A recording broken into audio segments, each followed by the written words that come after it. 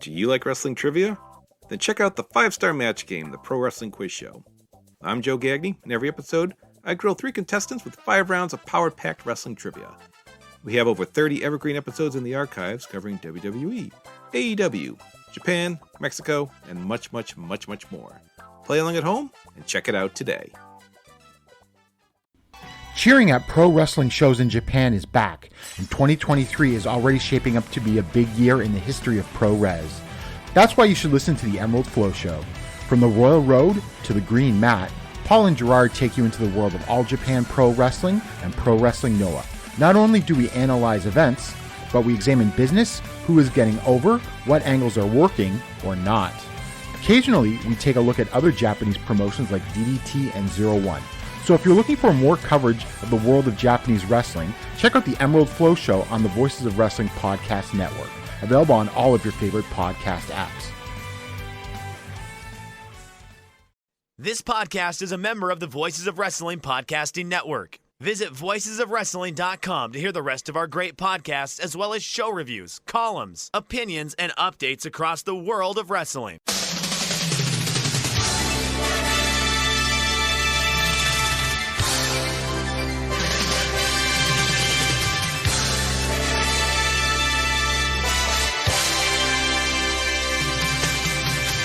Hello everybody and welcome to the Super J-Cast. I'm Joel, joined by Damon McDonald.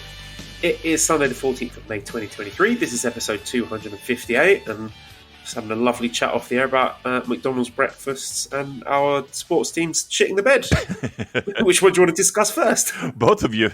It seems like both of the things are probably nice for a loose bowel movement. Yeah. Let's go. Listen, McDonald's, I'm telling you, say what you want. Fucking Egg McMuffin is great. That's a legitimate good sandwich. Anywhere. Like the eggs. Are you getting just the egg, or are you getting a sausage and egg, or bacon and egg, or just the Egg McMuffin? Just using that as well? Yeah, you get like, they call it Canadian bacon, but it's like a ham. You know, it's like a ham, but it's like a thick cut ham. So, yeah, that's standard. I get the standard Egg McMuffin, and like the English muffins are delicious, and the cheese. I don't know everything about it. I don't know what the fuck. The eggs are real eggs, and whatever the fuck they do it well. That's for sure. And you can, and the thing about it is that you could get it anywhere in the world. Like if you, and I know we talk about like eating, horse meat and raw horse meat, and we go from one extreme to another. We love our food. We love different dishes, but there is nothing more comforting than a fucking Egg McMuffin, man. I'm telling you. Yeah, I'm very partial to I quite like their bagels as well. Do you get the bagels over there? Yeah, we get the bagel sandwiches. Like we have that. Yeah, I like the bagel sandwich with sausage and egg. That's good. And the pancakes with maple syrup. Yeah. The hash browns are really nice. They are incredibly greasy. Yes. I do feel like shit after eating one, but they are very, very good. Right. They're salted perfectly. They're crispy and yet, potatoey inside. Like you can get these hash browns. Like we have a convenience store, like the equivalent of like a Lawson's or the 7-Elevens. We have Wawa. Wawa is a local thing in the Northeast, Philly area, actually. And they have hash browns. They are like eating fucking a dirty tampon. It's terrible. just the worst. Like, how do you fuck up a hash brown? They find a way to fuck it up. And every time, though, McDonald's, perfect every time. And I'm sorry, if we're talking French fries, dude, or crisps, not crisps. What do you call French fries? No, chips. Well, no, we call it French fries. I think there's a clear difference between a French fry and a chip. Is there? A chip is like a thick cut one that you might get like a fish and chip shop. Okay. But a French fry is the thin ones. Okay. I like that. Okay. All right. That's probably true. I never really thought of it that way. But yes. but they're perfect, aren't they? Like, as a French fry, you don't get much better than a fucking McDonald's French fry. Only if they're fresh out of the fry. Because on the other side of the spectrum, the worst thing in the world is, I don't know if you've ever had a McDonald's delivery, but when the French fries get delivered and you pour them out and they're all sad and soggy, and just because you know what they could have been, you know what they were about 15 minutes previously, and there's this just terrible sense of loss. Yeah, it is. I hear you. No, I'm right there with you. Yeah, they don't. That's the thing. They don't keep very well, right? Like, you're not going to put. Oh, I'm full. I'm going to put away these French fries in the. No, they're not going to taste good. Yes, but then right out of the fryer, yeah. Again, perfectly seasoned. But everything else is Do you shit. like nuggets? McNuggets? Nah, man. It kind of grosses me out how they make them. So, like if I'm bombed out of my mind, I would have gotten I would have no problem. But like sober Damon, he's not having a fucking McNugget. Putting the McNuggets behind you, that was a different phase of your life. Yeah, you're a better man. Exactly. That came up in a pub quiz quite recently that I was in about the McNuggets have got 4 different shapes and they've each got a special name. Were you aware of that? Really? No, I had no idea. Yeah, there's the ball, the bell, the bone, and the boot. Wow. I just thought they were a hunk of shit. Just like dehydrated poop is what I would say. I don't know. I've never really been the big chicken nugget guy. Oh, there they are. Joel's just. There he is. I don't know why I sent you that. I sent you that on WhatsApp, and now you can see the 4 nugget shapes. I can see it. There's the bell. Okay, so that's a bell. Bone and bell. I mean, really, is there much difference? And then boot. I mean, is that an actual thing? Yeah, I guess it is, right? Oh, wow. I didn't know that. I honestly didn't know that. But. Oh well, who gives a shit? What's your go-to McDonald's sandwich?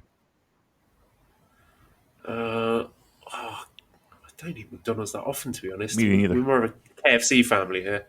Oh, look at you with the chicken. Thai KFC is different gravy. Like, Thai KFC is the shit. It's fantastic. Really?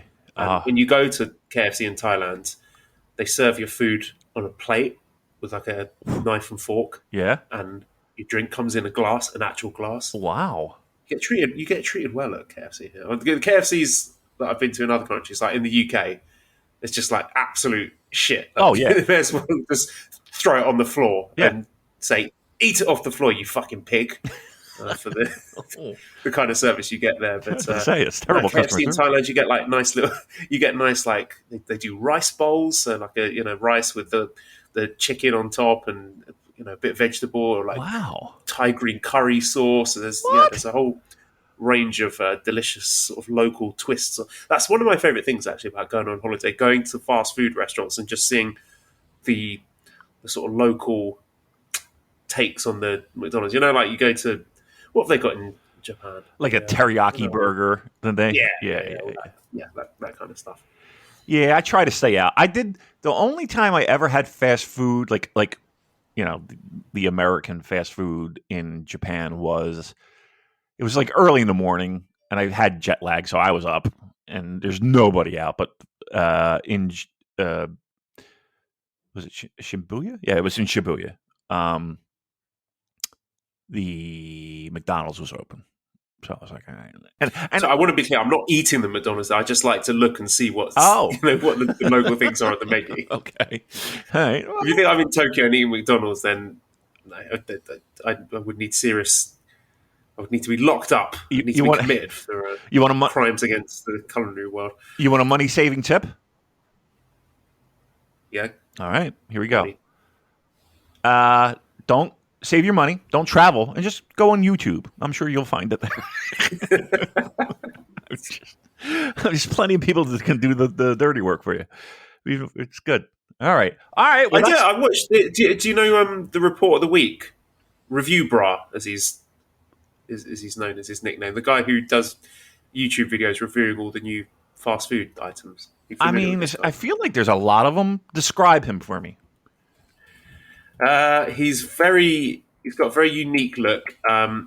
He could be anywhere from between 20 to about 50. He looks like a kind of a haunted ventriloquist dummy. Side parting suit that's about 3 sizes too big for him. Wow, he's pretty. Is that ringing any bells? I mean, no, but I feel like there's a lot of them. Send you a picture of him as well. I thought this guy was really famous. I thought everyone knew about this guy. Maybe it's just a very niche internet thing. Let me see. I have once again Joel Abraham checking in. Have I seen this guy? Oh my god, he is an odd-looking fellow. That's for sure. Yeah, like his he's hair a complete is weirdo, but I love him. Yeah, he's like Alfalfa from back. Yes, from the Little Rascals. Yeah, he's got that look going on. Well, golly, jeez. All right, very good. All right, yep. So that's the fast food for you. See, you come for the New Japan, but you get a little fast food knowledge. Where do you want to go next? You want to go Heartbreak Sports, or you want to just jump right in?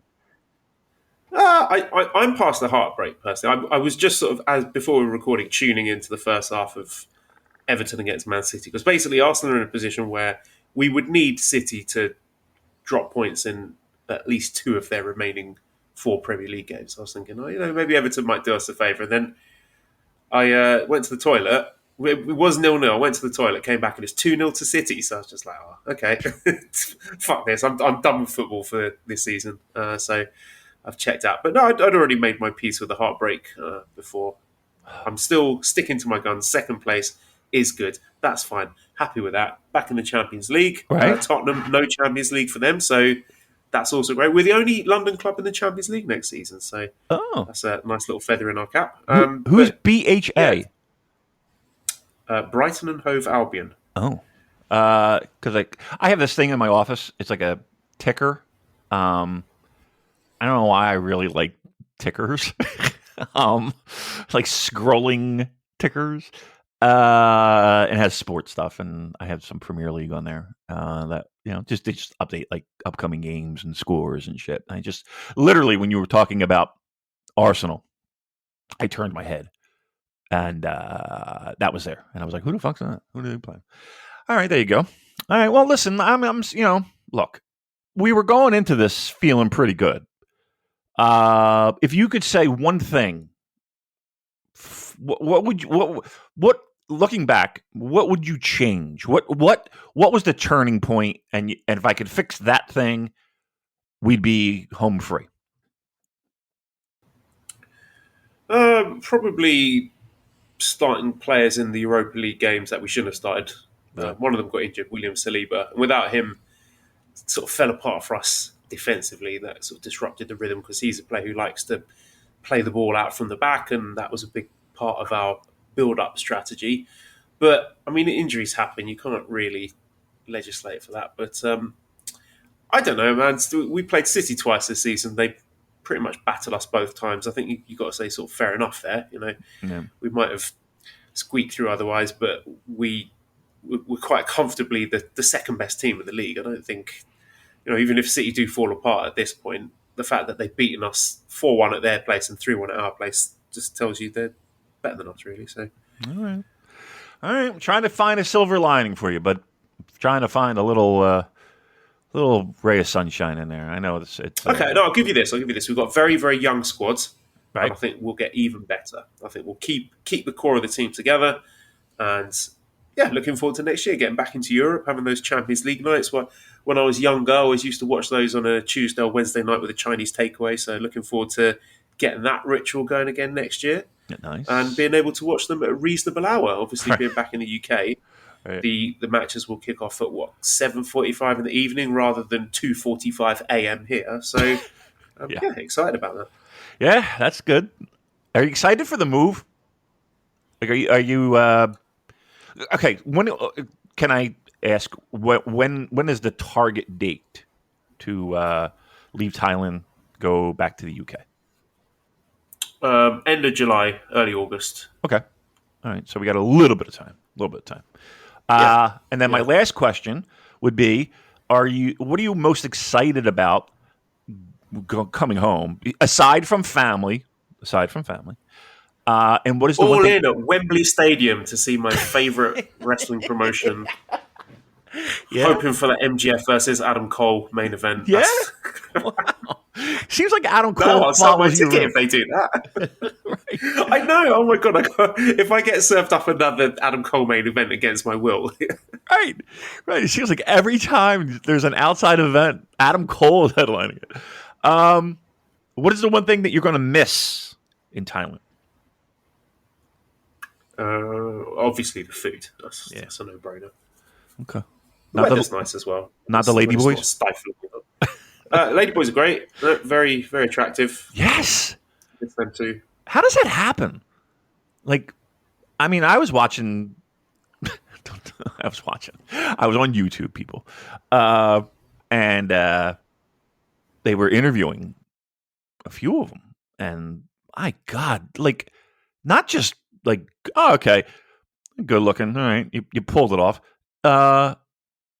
stunning. No, absolutely smoking hot. Right. Like putting both other genders to shame. Like, right. Like transcendentally beautiful creatures. Right. Like, wow. You are so right. Right. I'm just like, what? I mean, look, whatever you're into, but I would be, I couldn't believe it. I wouldn't like, it's very difficult to, I mean, let me ask you this. Are there sections where the lady boys would predominantly hang out, or are they mixed into general population and you wouldn't know? No, they're part of the community. No, I mean when they work. Oh, right. You like sex workers? Yes. Yeah. There are certain clubs in certain parts of town where, if you're looking for that sort of action, that's where you go. Wow. I think the name of the is it? So I'll have to look this up. I think the name of the bar is Cockatoos, which is wow. Cocker one, Cockatoo. Cockatoo bar. Yeah. Okay. All right. Well, that makes sense. All right. Listen, whatever you're into. I'll tell you what. She fits. I don't know. They're stunning. All right. Well, there you go. There's a lady boy talk. We got a little England talk. What's next, Joel, on this fine podcast? Well, I had a great transition from Adam Cole to tiny wrestlers that I do actually want to watch and talk about, and that's the Best of the Super Juniors. The 30th edition, which kicked off on May the 12th. And we have had 3 events so far. But actually, before we get into Best of the Super Juniors, Damon, I've got a question from Dr. Gary. Okay. Who wants to speak to music, Damon. Oh. And he says, any standouts from the new themes that we've had lately? TMDK and Yota Tsuji's new theme are both bangers to me. But yeah, it's been a while since we've checked in with you on your thoughts on entrance themes. Anyone getting your toes tapping? Not really. I'm trying to think of one. Like every time I think of it, I think of like older ones that I still like. I'm trying to think of like what would be the best one now. Boy, I don't know. I don't know if anything's really hitting the mark for me when it comes to like nothing stands out. How about you? I mean, do you think anything stands out? I think they all feel very generic. Yeah, I mean, for the Best of the Super Juniors, guys, I really like Kanemaru's. Obviously, that's not a new one, but that's got that nice sort of grimy feel to it that I think fits his aesthetic. I can tell you ones I don't like. Go ahead. Which is do yo. Yo. It stinks, doesn't it? But it's kind of so bad that it's almost endearing. It's so shit. I haven't reached that point yet. Yeah, I don't know. Maybe we're in a sort of down cycle when it comes to good entrance musics. Robbie Eagles, quite like that one. Yeah, that one's fine. That was fine. I was actually. It's funny that you mentioned this question because I was actually today's show, Francisco and Robbie, and Akira's coming to the ring, and it's like, oh, this music kind of stinks. I would be like, oh, this music's kind of. I don't know. I do remember thinking that though. It's funny that you said that, but yeah, no, nothing's really like. I'm trying to think of like newer ones, and there's really I don't think there's. I still like Taguchi's. I still like. Yeah, Kushida's is the best. Oh, no doubt. No doubt. I say it all the time, but like when we were talking about doing this podcast, we, theme songs and shit, and I was like, oh, Kushida might be up on my list of tunes, especially when he's not there. It'd be great. But... Did I share that video with you about Kushida's theme being used for dog surfing? What? Kushida's theme music is the absolute perfect background music for surfing dogs. Why? Have you not seen this? I have not seen this at all. I have no idea what you're talking about. I'm going to have to find it. All right. Let's see what this yields. Surfing dogs, Kushida. Wait, so is it just somebody who just randomly made a video, or is it like a legitimate thing? Is there a competition where dogs surf? I think it was just a tweet, actually, and someone just put the two together. All right, let's see. Come on. Yeah, you're going to have a look. Watch this. I'm going to retweet it for everyone else. Yes. I've already retweeted it. There it is. Okay, let's see.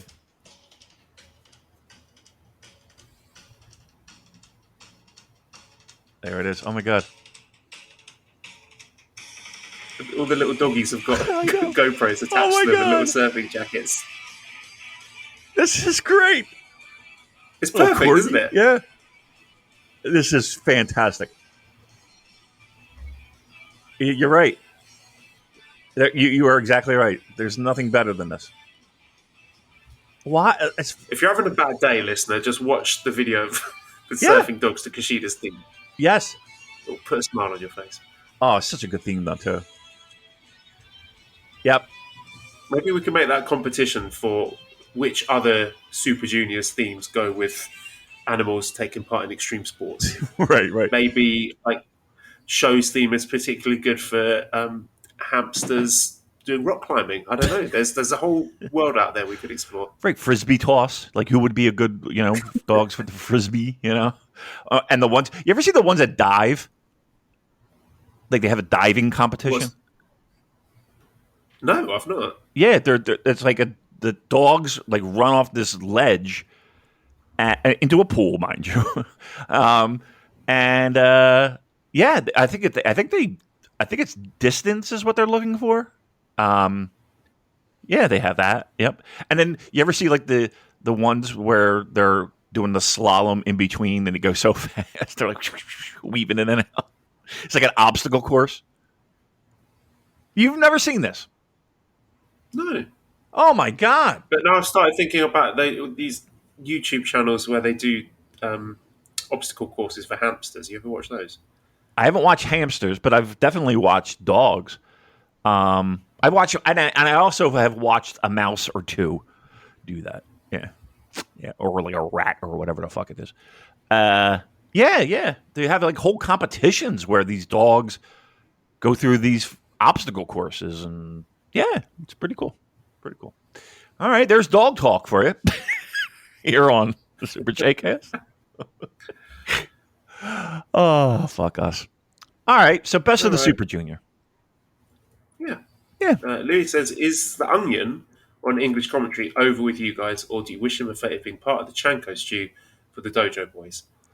Okay, so I got to ask, because there was one show that I watched, but I had the sound kind of low. And then I heard about this Onion thing, and I'm like, what is he talking about? Like, I guess I had to get it from the beginning. Is it like a running gag on commentary? What's going on with this? I don't know. I don't even know how it started, but the first show, they were just incessantly talking about an onion. There was an onion in the commentary booth wearing a headset, and I don't know why it's there. Yeah. And it was just referenced ad nauseum in every single match. It was really irritating. You didn't like it? You didn't like the Onion talk? No? No, they've dialed it back a bit. I thought the ratio of wrestling commentary to onion bits was much better today. So Yeah. Well done to the commentary. Best in the business for getting that balance right between onion gags and commentary. Absolutely. I mean, do you think they were just trying to do a gag? Like, just do a bit? Just out of boredom? I don't know.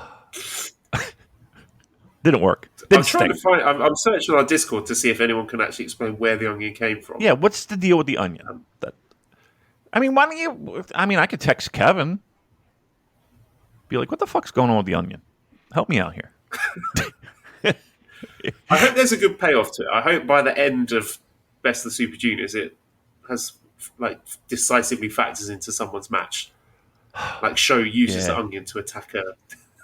You know what I would like? I like for the onion like on top of like a little half full thing of water, a glass of water. You ever do that? Like when you're in school and watch the roots? Oh, yeah. It sprouts. Yeah. They should do that. Maybe they should do that. It'd be like the gobbledygooker. It's like somebody will come out of the onion. You know? It's so big. Open up the onion, peel it, and oh, no, it's Yu Uemura. He's come back from his excursion, and now he's Onion Man. Hooray. Don't get near his balls. They stink. Dresses up like a giant onion. Big onion costume. Wow, this is a terrible gimmick. The Onion Man. Boy, this is going off the rails. Fucking Christ. All right.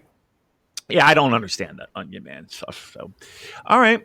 Listen, I could say that. I could fire off a text, see what we can do to get to the bottom of this. Maybe he won't tell me. No, I'll use the WWE and let's let the story play out. Okay. I think they're going somewhere. They've got to finish the story with the onion.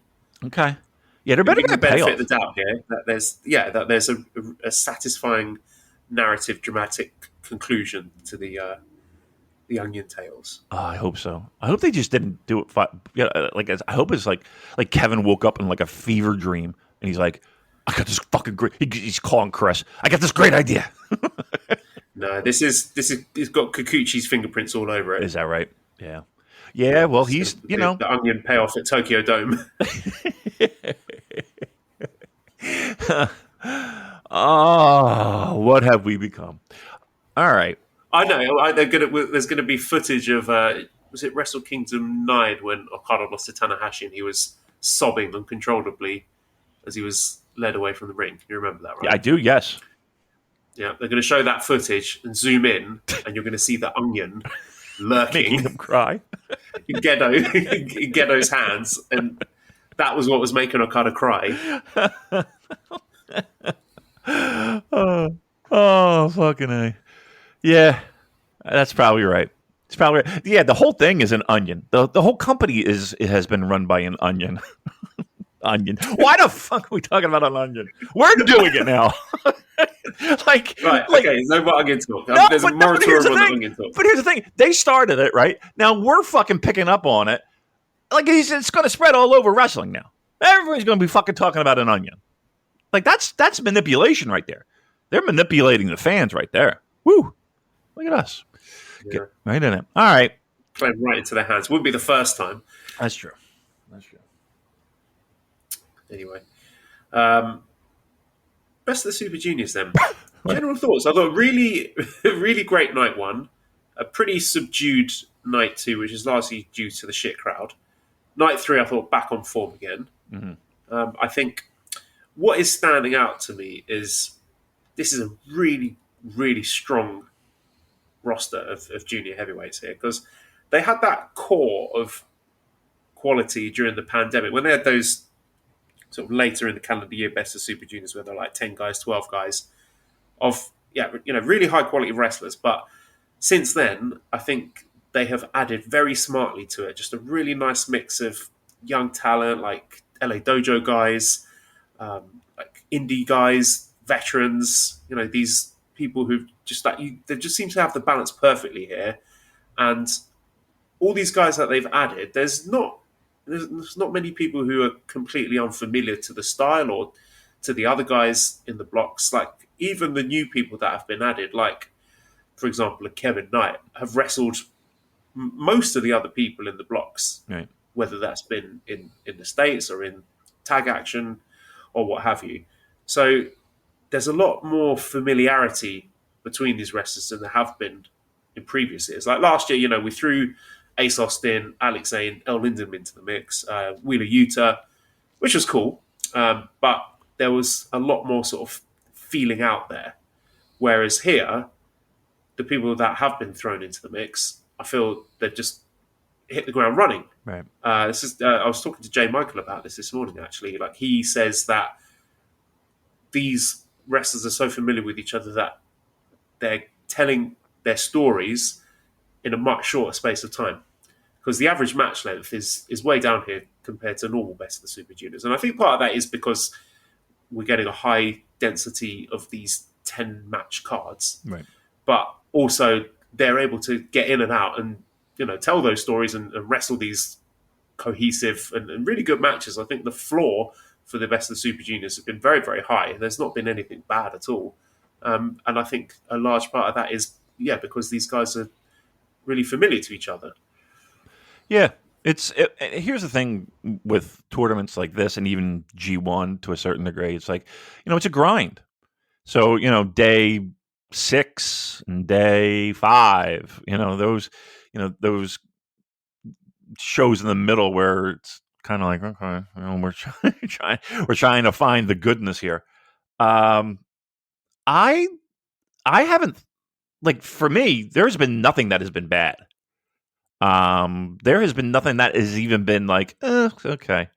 Like, I think everything's landed at least in a good scale, number one.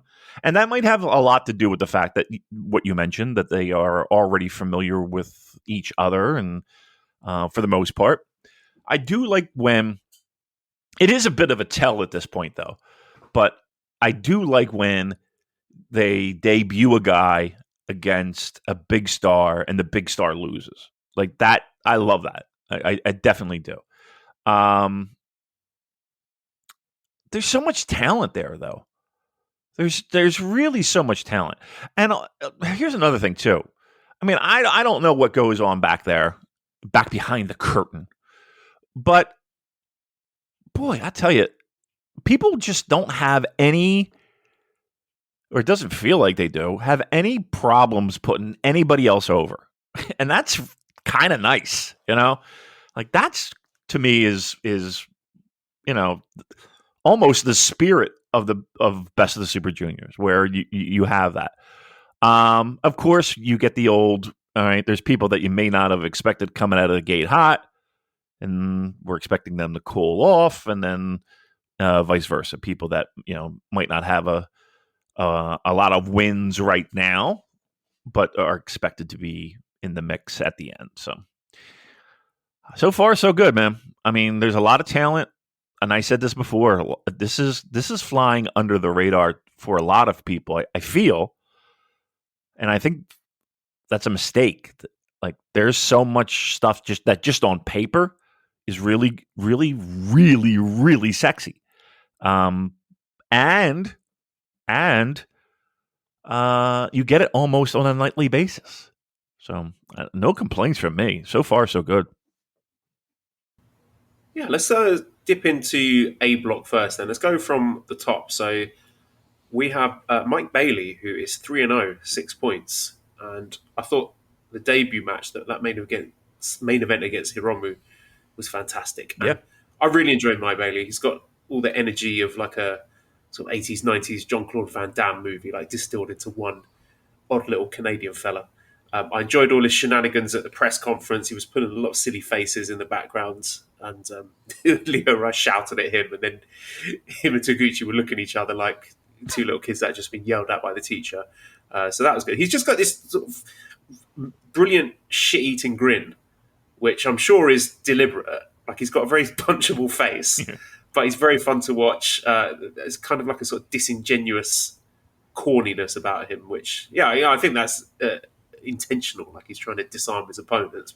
The guy's a fucking weirdo, basically. Not dissimilar to Alex Zane, actually, but I like his style. Like, I like all the taekwondo, the kicks, the lack of shoes. It's different, and I think it freshens up these shows.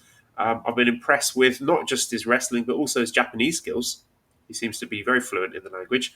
And keeping all that stuff in mind, maybe a guy that New Japan might want to stick around. And look, I've said that before. Like, we came out of last year's Best of the Super Juniors, and I was thinking Ace Austin, Alex Zane, El Lindemann, if they're available, sign them up. And, you can't find them with a search break this year. So nothing is set in stone.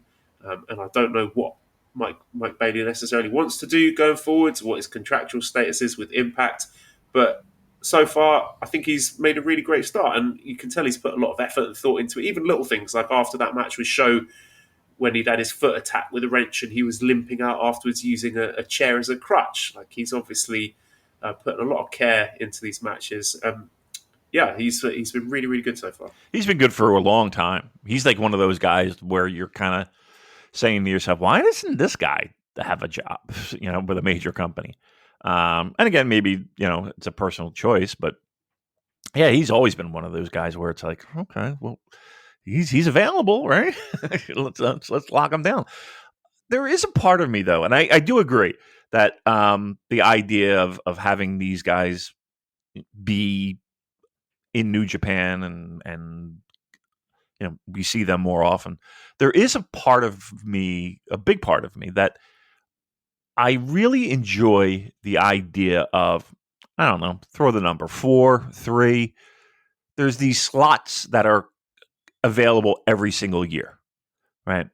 And there's that freshness that's involved with that. There's always a new face. There's always a new, interesting guy that maybe you're not 100% familiar with, but they're put in this spotlight and you become a fan of, right? I think a lot of people are that way with Mike Bailey, right? You got to be pretty in the weeds, right? To go into this with, Mike Bailey being your top guy. It's, you're a pretty hardcore fan. But I like the fact that, like, every year you get, again, 2, 3, whatever, 4 faces that are somewhat new, but you know them and you know that, it's just, I like that. I like that a lot. Because, and here's the thing too. Signing people at this point, I don't know how loose the checkbook is when it comes to that, but I don't know. There's something about having people being brought in. It's kind of like, going to a concert. And if you see the same band multiple times, if you know the set list, then it's kind of like, okay, that this song's next and this song's next. And those songs might be great, but it's really cool when they throw in, on different nights, there's one section of the set where they mix it up a little bit. They do, oh my God, they did this song. They haven't done this since 87, like that kind of stuff is kind of cool to me. So, and that's what I kind of equate the new fresh faces as, there's those spots that I talked about. Yeah, very much so. You just put me in mind of my friend Sipsy, who is a massive fan of the Barenaked Ladies and just travels around the country and other countries just following them on tour. Really? And so he never seems to get bored of the Barenaked Ladies formula. I've just asked him directly, actually, how many Barenaked Ladies gigs he's been to. But there are some people who that familiarity and that sort of sense of routine and that can be appealing. But no, I do take your point that it's nice to have these guest spots open for Best of the Super Juniors. Like, it wouldn't be very fun if it was the same 20 people every year.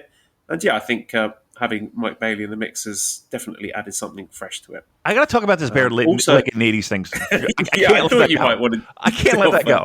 So he goes all over the UK for the Barenaked Ladies.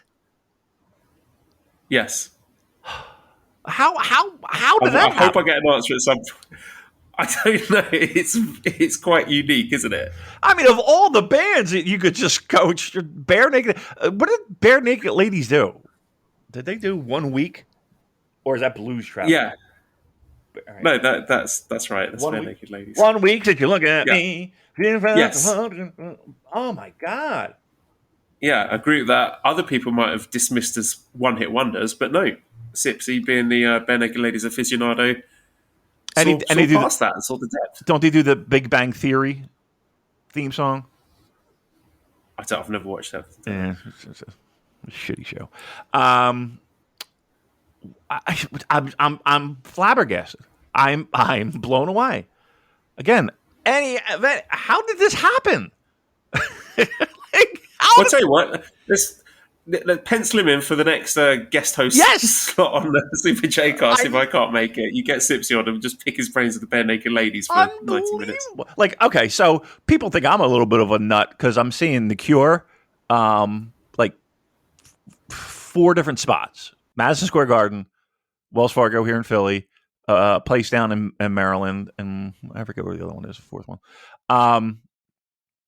I mean, it's The Cure. I mean, right? I mean, I think The Cure is better. I mean, I don't know, more multiple date worthy than Barenaked Ladies, right?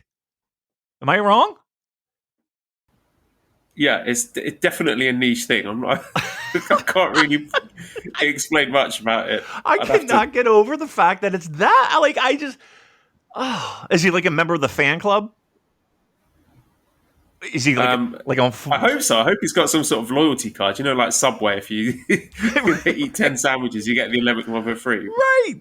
All right. How many times do you think he's seen Barenaked Ladies? Okay. So before he responds, I would guess over 20 times. Is that a lot? That is a preposterous number. Oh my God. So he's just not going all over the fucking UK. He's going like all over Europe. And does he go into the States to see him?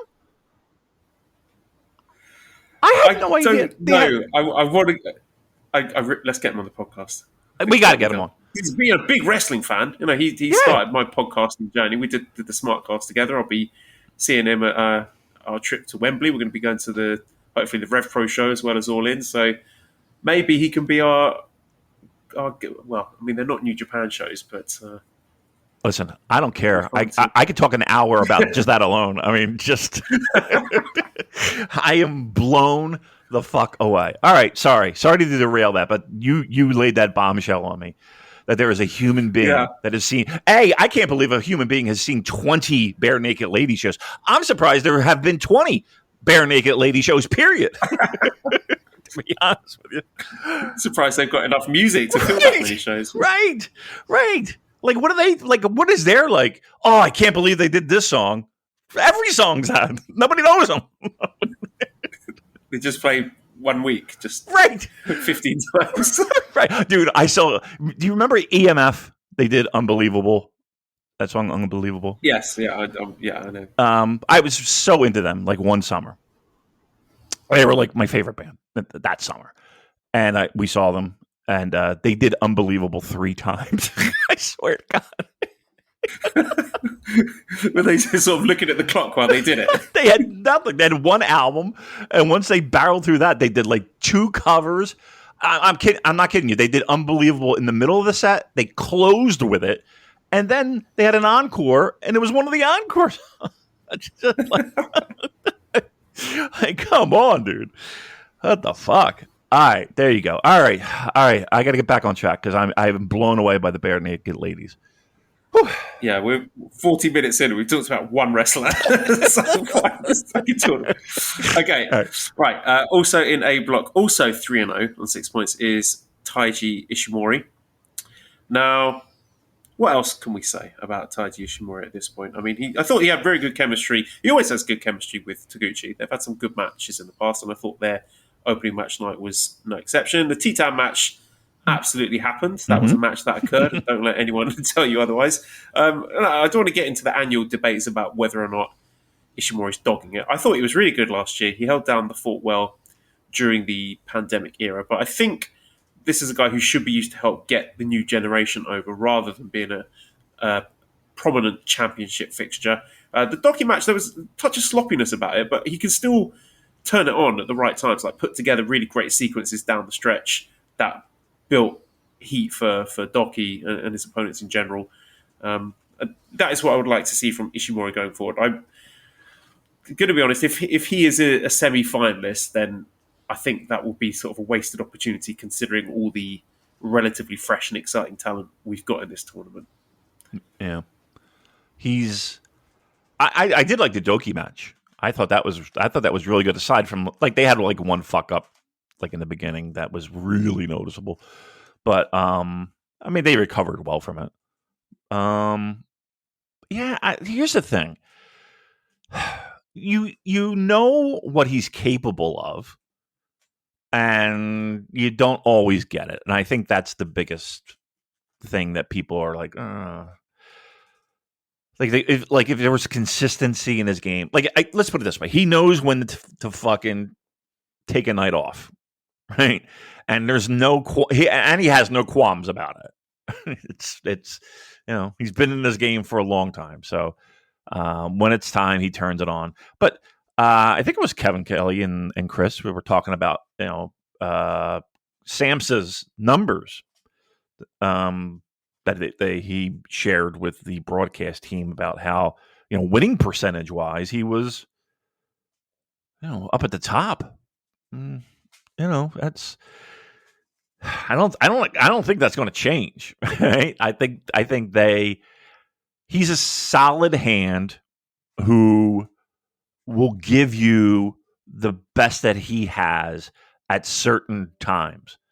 If you're expecting him to be consistently great, you might be disappointed. But when he feels like it, it's magic. He's really, really a fucking good wrestler. It's just, he turns it on when he wants. Yeah, I'm just looking at his final block match will be against TJP. And I suspect, as I've speculated before in the past, that he is going to be involved in junior tag situations going forward. So, I still think that's where this is going. Obviously he is 3-0, so he is one of the favourites to be in the semi-finals. But I just think him going 3-0 at this point is a bit too obvious. But let's move on and discuss Lio Rush. And Lio Rush is fucking great, isn't he? He had his doubters. A lot of people skeptical about his retirements and that, and didn't think he was going to last that long with New Japan. But I'm just so happy to finally see him in a Best of the Super Juniors. And you can tell from, just the way he speaks, as well as the way he wrestles, that he knows this is his chance to shine and really show the world what he's capable of. And everything is done with high energy and high intensity. He's going to give you 100% every night, whether against Sho or Taguchi or Hiromu. Like that fucking chair bump he took today was insane. I don't know how he wasn't paralyzed from that. Like this guy wrestles like his life depends on it, and the crowd reacts to it appropriately. And I really feel that his tournament is building to something big. And I know, like, being 3-0 this early on is a bit of a kiss of death for that, but I still really hope, and I'm optimistic that he would. I've got a response from Sipsy. Oh, okay. Sorry, Leo. Okay, here it is. Sipsy has been to exactly 20 Barenaked Ladies concert. Wow. Would you believe it? Holy shit. Unbelievable. I guess he's available. Just shoot him. We need to ask him. Was that just in the UK, or has he traveled? Yeah, I've literally just asked him that before you said that. I've asked him all UK. So, fantastic. I'll stop the podcast again if he responds. Breaking news. But yeah, so we had a question from Ninja Mortis. He says, Following up from a question he asked last year, I think, saying, is Lio Rush breath of fresh air? He's now saying, was Lio Rush the breath of fresh air this division needed? Since teaming with Yo's been interesting. That alone was a miracle. He had that banger with Hiromu. He should have won. It's been 6 months. What grade does Lio Rush get on his New Japan report card? An A.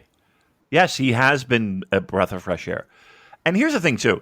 Like, it's been a while since the last kind of hiccup of him retiring or, taking time off or whatever the case may be. And you know what? Maybe if he took time off to get better, then, I'll never fucking, fault a guy for that. I'm just thinking from a company perspective. Okay, we want to use you. Just please stay with us. He's been great. Not only has he been great, he's been maybe even better than what I expected, in the sense of, okay, in ring we knew he can go, but it's everything that he brought to the table, like energy and character, and like he comes across as the coolest fucking guy in the ring.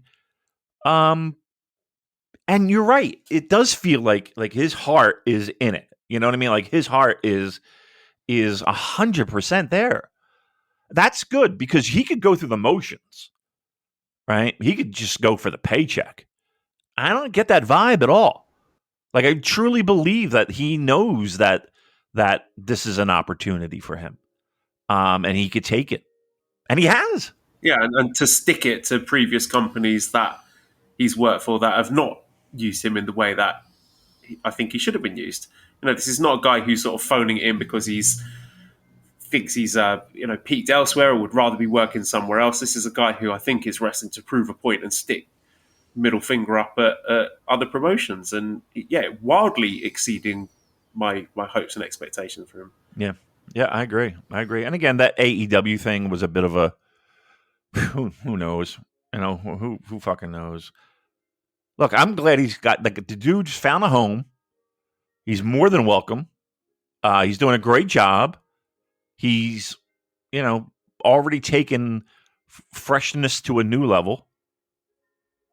You're going to get a great match with whomever he's in the ring with. Look, sign him. Lock him down. I think he's passed the test.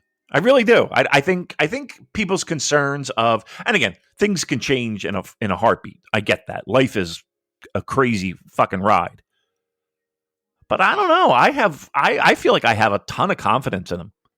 Watch him be like, he's on a plane right now coming home. He's like, fuck this, I'm going home. You'll never see me again. But I don't know. I just have a confidence and a trust. Is that the word I'm looking for? In the fact that he's here. He's making the most of it. So good for him. Right, in A block, we only have one wrestler who's on 4 points. That's Titan, who's 2-1, who is a fantastic wrestler, really underappreciated, and very much as I was talking about before, like one of these veteran wrestlers who probably don't get the love that they deserve. Like, he is primarily there to make other people look good, and more often than not, he's going to be staring at the lights. But I do think now there's a solid chance of him being in the junior tag title mix, because on account of his results, was it today? Who did he wrestle today? Kushida. Yeah, he beat Kushida, which right. means he and Bushi could be in the mix for junior tag action. Maybe at Dominion. I don't know. There's a few teams with claims to those titles, so something to keep an eye on. I think we may be seeing Titan making a claim for junior tag gold in the future. Yeah, he's, again, nobody expects him to be in the finals or even the semis, but he's a guy that we're going to start out, give him some points, give him some wins to legitimize him. Not that he needs it, but just to remind people of who he is and what he does, and the fact that he can beat anyone on any given day. Yeah. Tag titles? That might be pretty cool. Him and Bush. I'd be fine with that. I think it's a really good spot, honestly. Yeah, that'd be fun. It'd be an interesting thing for Bushi actually to be in the tag title mix within the same faction, but with multiple different partners. Yeah. Because I'm sure he must have held that belt with Hiromu at some point. Maybe he hasn't. I don't know. And also Shingo, and now potentially with Titan. I mean, I know he and Titan have. I think they've challenged for it before. They did. They did last year, but actually winning it, that would be something different. Yeah. Anyway, let's stick with LIJ then and talk about Hiromu Takahashi, who's on 2 points. He has 1 win and 2 defeats. So a bit of surprise for the champion to be having a less than stellar record like that this early in the tournament. But 3 really excellent matches, the Mike Bailey match and the Doki match, and now the Lio Rush match. I criticised him earlier in the year for feeling a bit stale, but fuck me. I mean, this guy, I think now is undeniable as a Wrestler of the Year candidate, at least a New Japan Wrestler of the Year candidate, because he just looks like he's back to his old self again, just like completely invigorated, just banger after banger after banger. I can't say anything bad about this guy. No. You know, everything that we talked about before with him feeling stale and everything is really our personal preference of keeping things fresh and keeping things moving.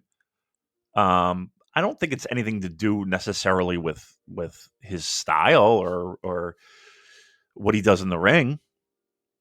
No, I mean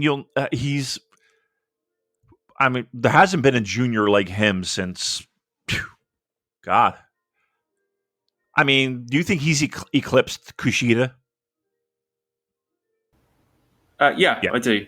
I do think his style does seem to have changed. I think he seems to have tapped more into that sort of reckless, wild streak that he had early on in his New Japan career. Because there was a point sort of around 2020, 2021 where he dialed back a little bit. Yeah. He was kind of like I'm thinking of those sort of like 36-minute main event matches. Like I remember one with Sho. It wasn't a terrible match, but it was just like a New Japan heavyweight style match that just happened to be wrestled between juniors. But now there just seems to be a lot more action and intensity and danger in his matches, which is what made him such an exciting guy to watch in the first place. And he just feels like he's gone back to that. Right. That recklessness, that Sabu-like energy, where, and again, he's miles ahead of in-ring from what Sabu was.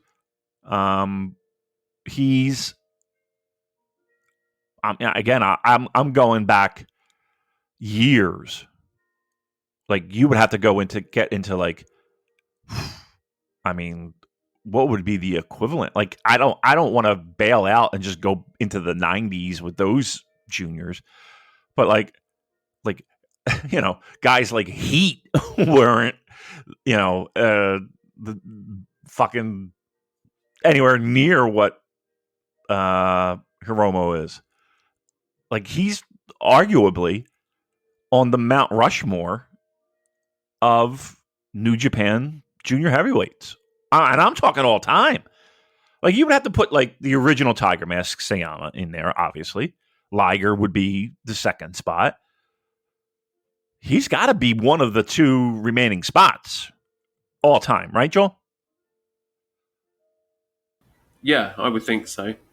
I mean, just looking at his resume alone from this year, with the New Japan matches, there was the Yo match at New Beginning, then the Lio Rush match and the Best of the Super Juniors final, and then the Robbie Eagles title defense, and the Kanemaru title defense, and then the Sanada title challenge, and now opening up this Best of the Super Juniors with the Bailey, Doki, and Lio Rush matches. Mm-hmm.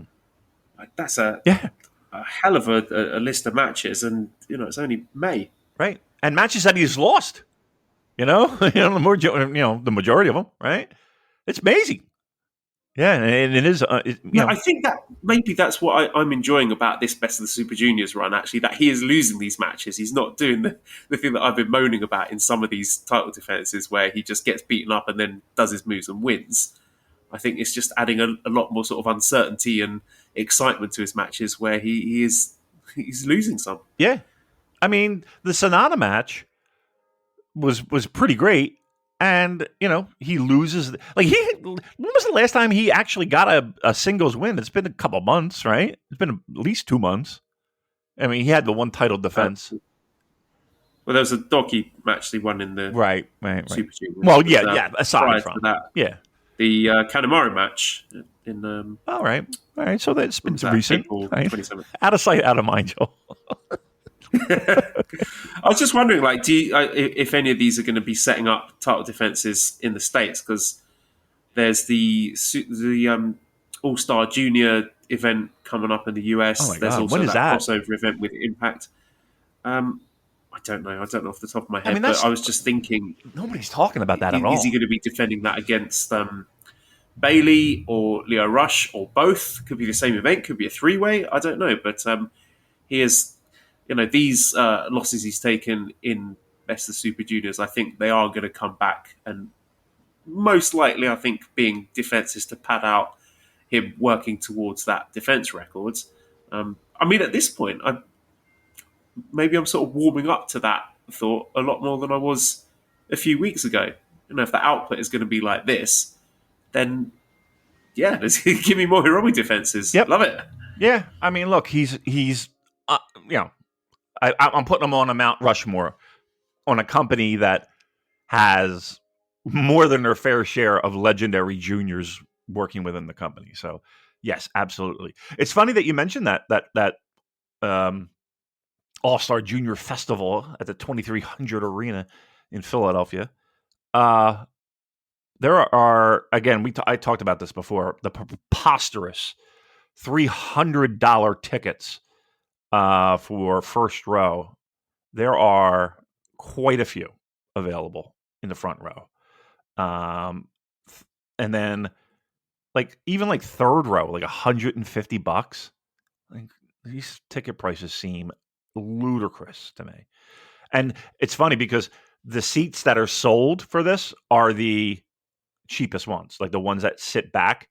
Row 10, row 9, gone. Row 8, there's 2 left.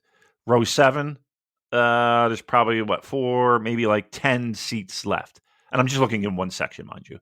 But I'm looking at the hard camera section, right? Fourth row. Every seat is available in this one section. Fourth row. Third row. Everything is available except 1, 2, 3, 4 seats. Second row. There are 1, 2, 3, 4, 5, 6 seats available. First row. 1, 2, 3, 4, 5, 6, 7, 8, 9, 10, 11, 12. There are 12 seats in the front row. Listen, at $300 a fucking ticket, they had better be bringing in Jushin Liger to fucking be in this thing. Joel, would you pay $300 for this? Absolutely not. Absolutely. Especially with nothing announced, right? Right. With nothing announced. Right. Are you going to get Gabe Kidd and Rocky Romero and Delirious? You know what I mean? Come on. Yeah, you got to announce something. I don't know. That's just not smart. August 19th is when you're looking at for that show. All right, back to the Super Juniors. Yeah, let's talk Doki, who is 1 and 2, so he's got 2 points. So I think his output has been really good so far. So there was the really terrific opening match against Kushida, and then the main event against Hiromu, and then the match against Ishimori today. Hiromu actually said in his backstage comments about Doki that him failing that dojo tryout has made him the guy he is today. And I think he's a guy who's had one of the most interesting paths in New Japan, and I think that's a big part of his appeal He's looking a lot more muscular. And I don't know if I think he will make the semi-finals. I mean, weirdly, that Hiromu defeat, I think, has increased his chances of potentially making the semis. Not that I think it's one of the more likely outcomes, but it wouldn't stun me. And I think the crowd would love it because there's just this great energy for donkey matches where they really want him to win. Like, they were desperate for him to beat Hiromu and Ishimori today. And he's built this cult following year on year to the point at which I think he needs to get some sort of championship, whether that's singles or tag, which he's never had before in his career. He's 31, so he's not a kid, but there's enough time there for something to happen.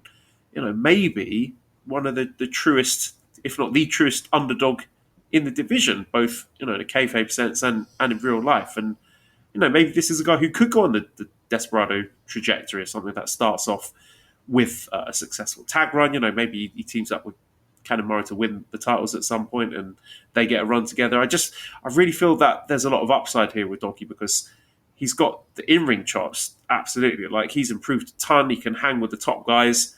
And yeah, I feel that he's beloved by the fans and there is great potential there. Yeah.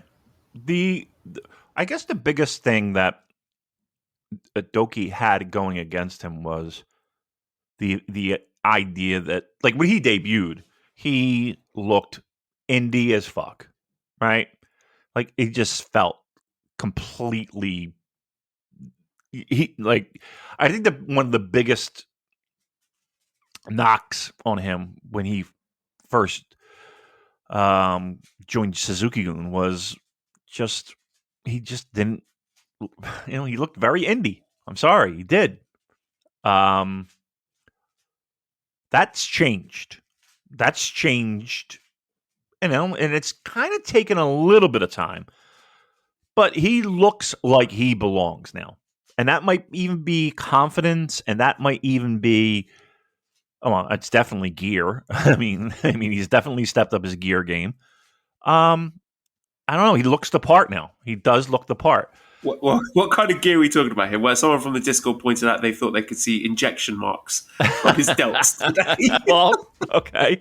That's that gear. Yeah, I'm talking about the fabric, stitchings of clothes, not the gas. But I will say this. He has gotten more size, right? And I think that is one of the biggest tells in New Japan. Is when guys start packing on size, that's either, hey, we'd give you something, but we need you to kind of look at this part, or, yeah, you just don't look like you belong here, right? So yes, I listen. I'm not throwing around accusations of any chemicals being used to help alter the body. But all I'm saying is that I'm noticing those changes as well. So good. Depends on how you look at it. Good for him in the sense that he feels a lot more complete, and that hopefully it's done just in the gym. That's all. Just in the gym. Okay, let's talk TJP now, who's also 1 and 2 and 2 points. And I say it every time, but every roster needs a TJP. The guy's an absolute pro, smooth as silk. He can deliver quality in singles, in tags, put anyone over, make them look great.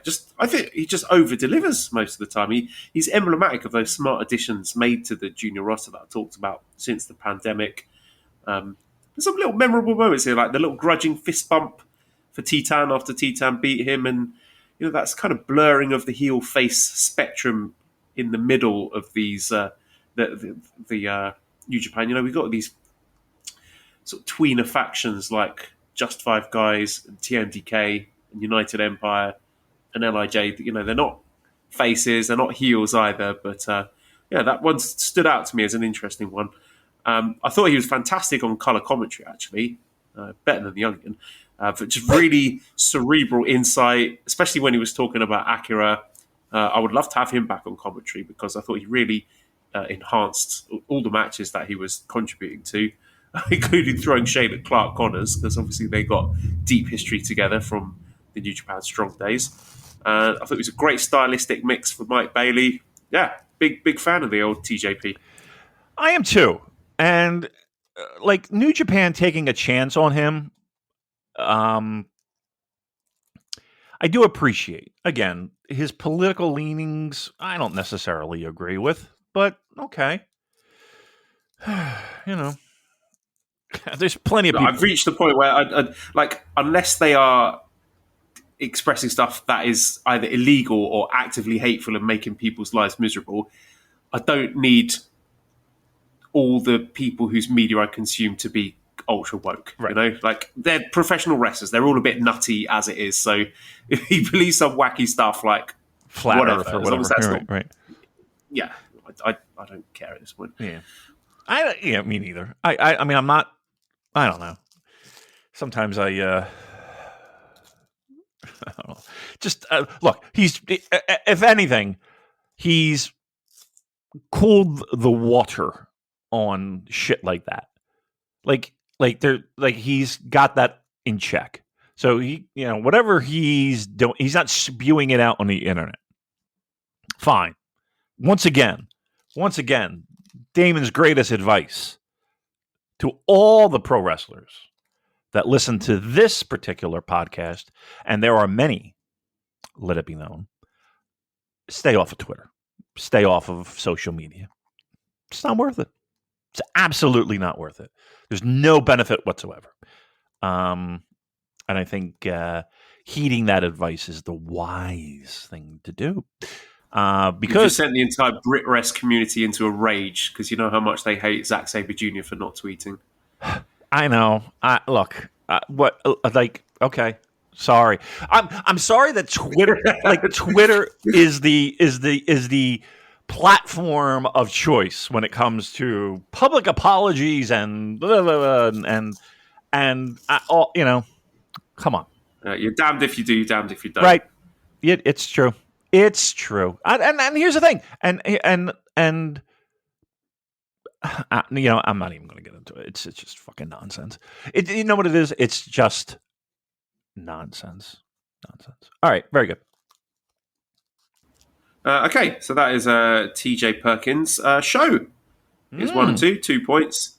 And look, your mileage may vary on the Goro Majima gimmick that he's doing. Like, you know what he is at this point. It's going to land in the noisy venues against fiery babyface opponents. I've noticed Evil interfering here. He might be the only heavyweight on the tour at this point. I'm not sure how he feels about that. He's driving the bus. I will say, in Show's defense, Show is adding a bit of creativity into the shenanigans, like, for example, attacking Mike Bailey's bare feet with a wrench, and the whole setup to the Taguchi stuff today, where he said he was going to wrestle clean and had the Lion Mark t-shirt on, and you knew he was just going to fuck him over at some point. But I think Show is a guy who has underrated comic timing. Like the crane kick spot set up against Mike Bailey, that was fantastic. So he is, unfortunately, he's very good at what he does. But it does mean like we don't get to see serious wrestler Show. I don't know if I would go as far to say I miss serious wrestler Show. I mean, he did have some cracking matches before he did turn. Yeah. I do wonder when we're going to see that Show again, because like surely he's not going to be doing this gimmick forever. No, we will get.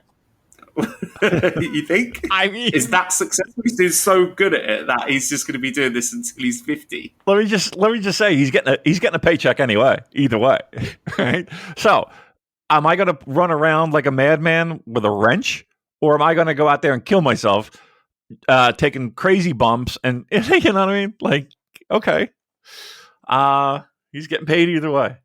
And just like you said, he's good at what he does. Oh, I don't know if he's going to change anytime soon. But it is a disappointment because these are the years that you would hope that, okay, if you're going to get, great in-ring work out of someone, great matches, great stuff like that, the stuff that a lot of people tune in for,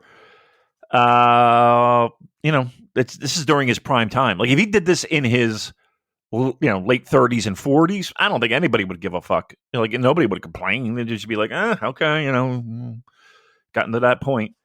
But he's in his 20s. You know, and you think, oh God. Wait, is he? Isn't he? I think he's probably in his I don't think he is. Yeah, like mid-20s? No. Yeah. He's 33. Show's 33. Yes. Holy shit. Where the fuck did the time go? 33? Good. Yeah. Yo's 34. These are not kids, you know? Oh my God. Where's the fucking time gone? Wow. Wow. Boy, I just got a panic attack. I'm going to die soon. Holy fuck. You're getting nostalgic for the Tempura Boys. Yes. I swear to God, the one thing I'm thinking of is we went to when New Japan and Ring of Honor had those outdoor shows in Brooklyn, New York, at the baseball stadium for the minor league team there. And they were there, but they didn't wrestle. They were just there.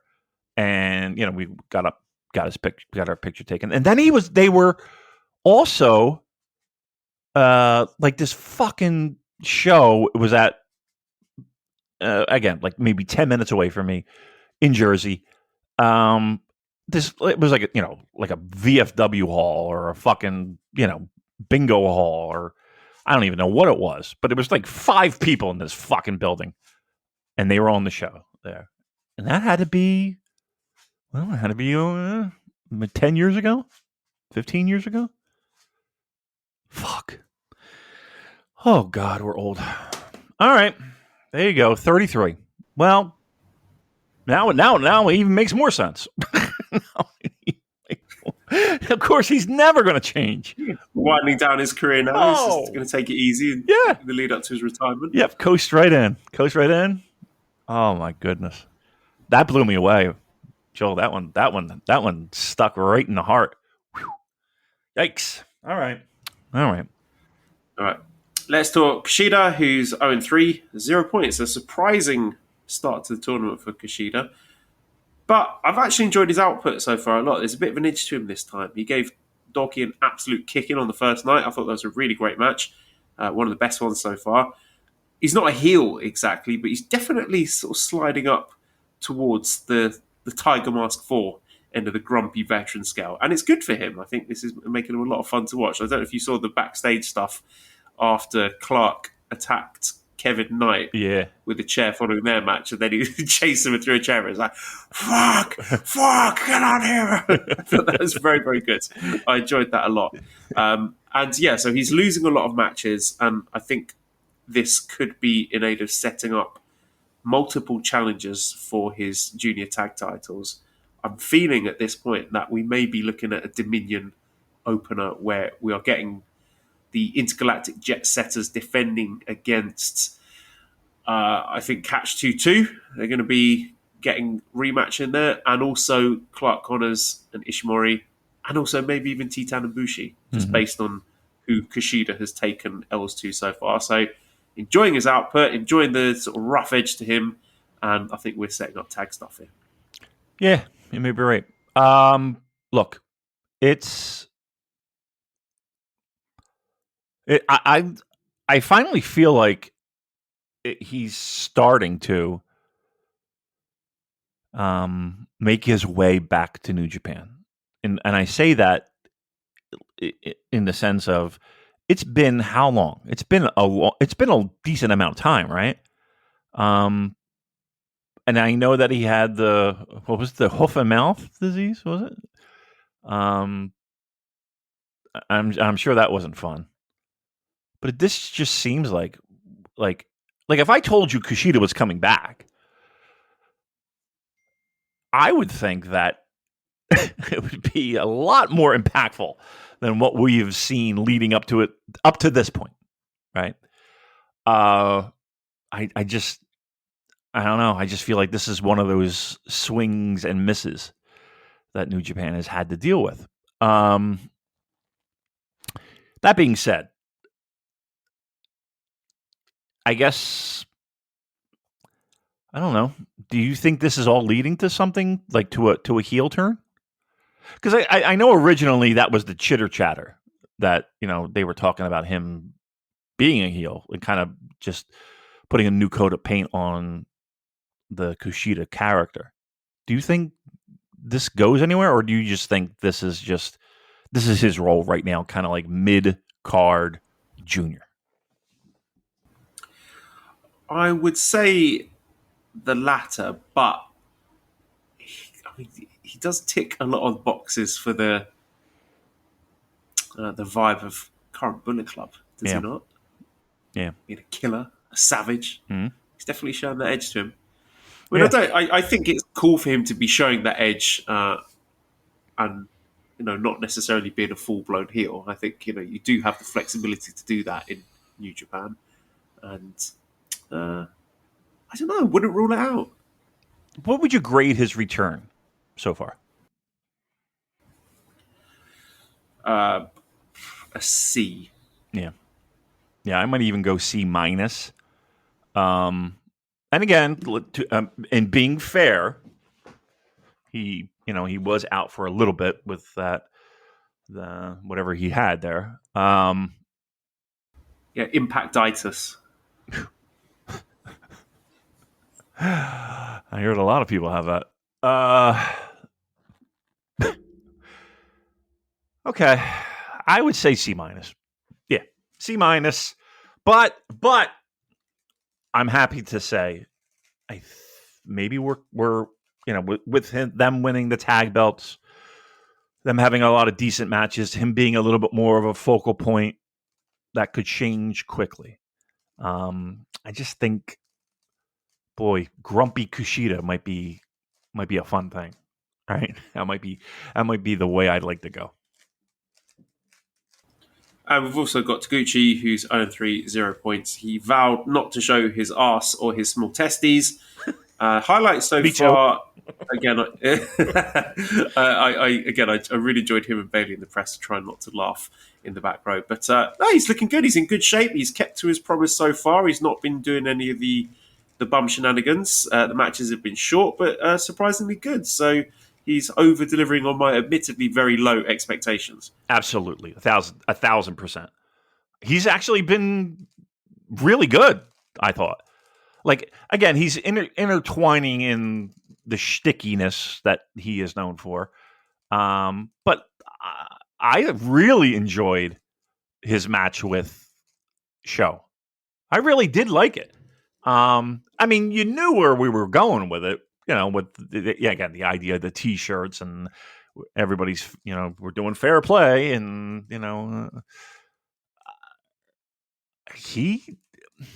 we've said it a million times, but you get the tap on the shoulder, and I think he could still go. Did you see him try that fucking dive though? That buckle dive thing. Oh, he almost he didn't quite. And Kevin Kelly goes, it wasn't necessarily a dive. It was more like he fell.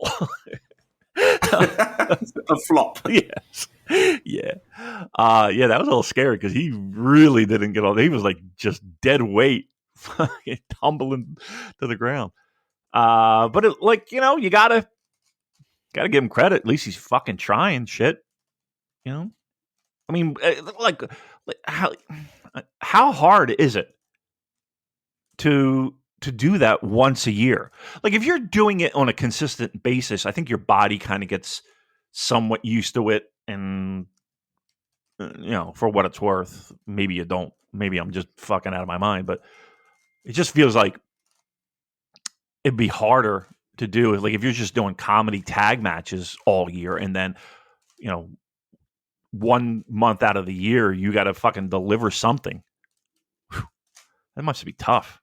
And again, he's not a spring chicken either. So, but yeah, I think he's done very well so far. And I will say this: that what was it? The king of what was it? Silly style, or what was it? What was the fucking thing? His T-shirt. I forget. Silly style, was it? I forget. But I like that T-shirt. I thought that T-shirt was pretty cool. Fucking Taguchi. Yeah, I haven't noticed the t-shirt. I'm He King wore it of today. Sneaky Style. That's Rocky Romero, isn't it? Yeah. This was King of, I don't know. and it's like his face in the lion mark. It's a pretty cool t-shirt. The red and the white t-shirt. What fucking was it? Sneaky? No, it wasn't Sneaky because I forget. Who cares? Who cares? All right. Right. Let's move on to B block then. So we have a big logjam with a load of wrestlers on 4 points. One of them being Kanemaru, with 2 wins and a loss. Made a very strong start to the tournament. Look, dude rocks. He's an evergreen wrestler. I can watch him all day, and he's just a perfect guy to have in these tournaments where he can do something a little bit different each night with a different finish depending on his spot on the cards. He could do the submission matches. He can make countouts fun and believable. He's just an extremely versatile wrestler, and very useful in these tournaments as well as an early match for the new wrestlers to the tournament. Like he was in that spot last year where he was giving a lot of guys their early matches, like Alex Zane's, Ace Austin's, and he's doing that here. Like he was wrestling Dan Maloney and Kevin Knight quite early on in this tournament. So just a really good guy to have around in situations like this. Yeah. What do they say? The old, steady hand. That's exactly what it is. So, I mean, like that's really where I would kind of started off this show is the fact that you got guys that, are there to keep things fresh. You got guys that are, the solid hands, and you got guys that, that are there to pop a crowd with athletic feats of daredevilism. That's what I'm trying to say. That's why this tournament, G1 aside, is maybe my favorite because of all the things that you mentioned there. Yeah, I'm going to also. The difference is for the best of the Super Juniors. I feel like with a G1, there's a very, very small group of people who can win a G1 because it's very prestigious and it's protected. But best of the Super Juniors, it doesn't have that sort of baggage to it where it comes with that Tokyo Dome main event. Like you win best of the Super Juniors, you're getting a big match at Dominion, and that's it, and a nice trophy. So it's a lot more exciting and unpredictable because I feel like you could get a Lio Rush winning or a Yo winning or a Robbie Eagles winning. Like why the fuck not? It's not like this guy's got to sell out a Tokyo Dome. So yeah, it's a lot more unpredictable and enjoyable. That's a good point. So, I think you just made a very, very, very valid point. Again, they'll have a Tokyo Dome match in some capacity. Like you win the thing, you would think. But yeah, you're right. You get, it's there isn't that pressure that you have to carry the company just because of the way the company positions junior heavyweights. Look, there is a long history, and one of my favorite histories in pro wrestling, New Japan Juniors. But you're right. There isn't that idea of you're building up a person for a challenge, and yes, it's nice that in the history books they can have their name there as the winner, but it's aside from that Dominion main event, or it's usually not even positioned as a main event, is it? What, the junior match? Yeah. No, it's not. Often it's not even on Dominion. I thought it was on. Oh wait, what am I thinking? Oh my god! I mean, it usually is. It usually is, but last year it wasn't. Was it the Hiromu? Was it Hiromu Ishimori? It was on one of the Road 2 shows or something, wasn't it? Wow! They didn't even put it on Dominion. I mean, then all right. Then what pressure? All bets are off. Right. I mean, if they're not even going to get that, then yeah, anybody can win it. That does add an extra element to it. That's a good call by you. Thanks. You're welcome. Yeah. Okay. Next wrestler then, Robbie Eagles. He's 2-1. He's got 4 points. Slight tweak to his game, Robbie Eagles. He's still the same brilliant precision and technical prowess and pace, but now he's had enough of all the horse shit, and he's realised that he's going to have to crank up the nastiness. He's dialed up the aggression a few notches. And yeah, another example of that sort of mid-scale face and heel fluidity where he can switch from night to night depending on his opponent. Like he was the baby face against Clark Connors, and very cool finish to that where he was playing dead and sort of caught him out there and outsmarted him. It's a bit like Zack Sabre Jr. actually, with that sort of fluidity for the dynamic, the heel face dynamics of the matches. The match with Akira was fantastic. Yep. That's probably might be my favourite match of the tournament so far. Yeah. It was so good. Just both guys just kicking the hell out of each other, 100 miles an hour, high flying, intricate grappling and submission stuff. It just had everything.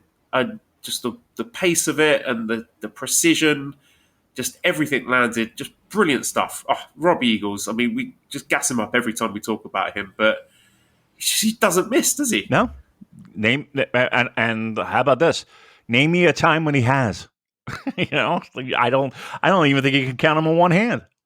No, there's never a match where you're like, oh, he sort of phoned it in there, or we fucked up a few key spots in that one, or this one was a bit underwhelming. Just there is no bad Robbie Eagles match. Yeah, I mean, look, I don't know what if other companies are in his future, but like this is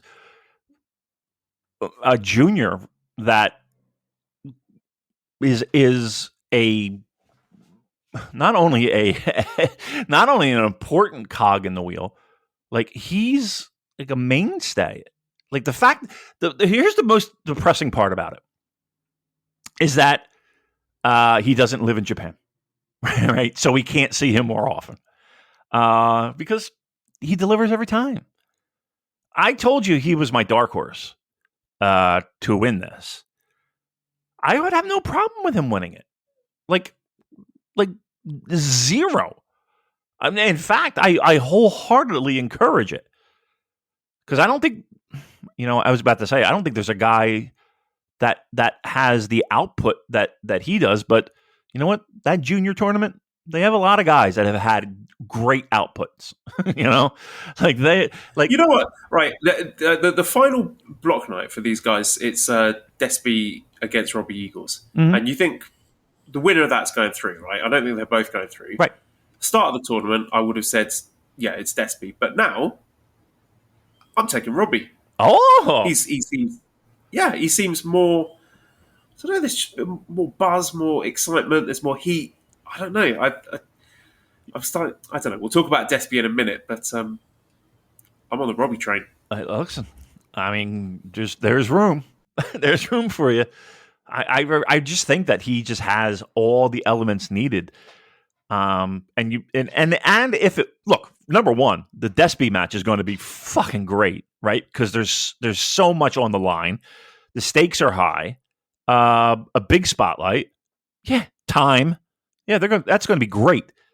Now, the only thing that has me worried is something that you had mentioned before, is the fact that they want to run back Hiromu and Despy in front of a noisy fucking crowd. And I still think that that's a possibility. Now, that noisy crowd might be Tokyo Dome. But I don't know. I think that noisy crowd element is more suited for a more traditional arena than, say, Tokyo Dome. So, I don't know if that's the goal. It's right there for them to have that. But I'm telling you, Robbie Eagles in the finals, I'd be totally fucking down with that. Right, next is El Desperado, also 2-1, also got 4 points. Yeah, I mean, I said he was the favourite at the start of the tournament. I do kind of feel that the strong style stuff with the 6-man belts has cooled him off a bit. Really? The Watto match, I think, was fire enough to set him on the path to glory. So I'm not completely selling my Despy Best of Super Juniors winner stonks. But I've been more excited by Robbie's output than Despy's. Not that Despy's been bad or anything. I mean, all the matches have been very good. There was the Kanemaru match on the first night, and the Watto match today. And who did he wrestle before that? Wato. Let me see. I'm going to cheat and go back. Kanemaru. Yeah, that was the first night. Yep. Was it Bushi? I can't even remember. There's been 3 nights and I can't even remember who's fucking wrestled. Yeah. Well, I mean, in my defense, night 2 was forgetful completely. Yeah. I'm gonna have to look it up now because I'm doing it too. Going to annoy me. Okay. Yeah, it was Bushi. Okay, there you go. Yes, and I think I put that more down to Bushi than Despi. I mean, you do what you can with Bushi, but I think the best is still to come for Despi's tournament. Yes, I think. Again, I don't even think he's pacing himself. Look, you know what he can do, right? And you know the variety of shit he can do. I'll tell you what, I am so looking forward to that fucking match. Him and Robbie. Despi and Robbie? Come on. That's going to be... and again, with shit on the... Like the stakes are high. Ooh, that's going to be fucking tasty. That is going to be tasty. Oh. Yeah, that should be the final, to be quite honest with you. But, okay. I think that's a great match. I'm looking forward to that one the most. Yeah, absolutely. Clark Connors also 2-1, 4 points. A big vignette where he went out to the desert before the tournament and he burned his red trunks and his rhino gimmick. And I think he really needed this new coat of paint and he fits the new Bullet Club vibe of these angry dudes with long hair who are they're not just going to pin you, they're just going to beat you up a bit more afterwards for fun. And I did like that when he beat Kevin Knight and then just battered him with the chair afterwards. And look, I think we have to take note of the fact that Gedo is his corner man and his hype man. Just think of the other wrestlers who've received that in the past. Right. So not for nothing, as you would say, Damon. I don't think he's going to be in the running for the tournament. And again, the fact they picked up a win over Kevin Knight, I think sets up junior tag team chances for him in the future. But definitely a big improvement from last year, and the silliness, the shenanigans with Taguchi. He's looking a lot more serious, and this is new for him being in this heel role, and it takes a while to figure that out and wrestle that different style where you are having to dominate and control matches for large periods of time.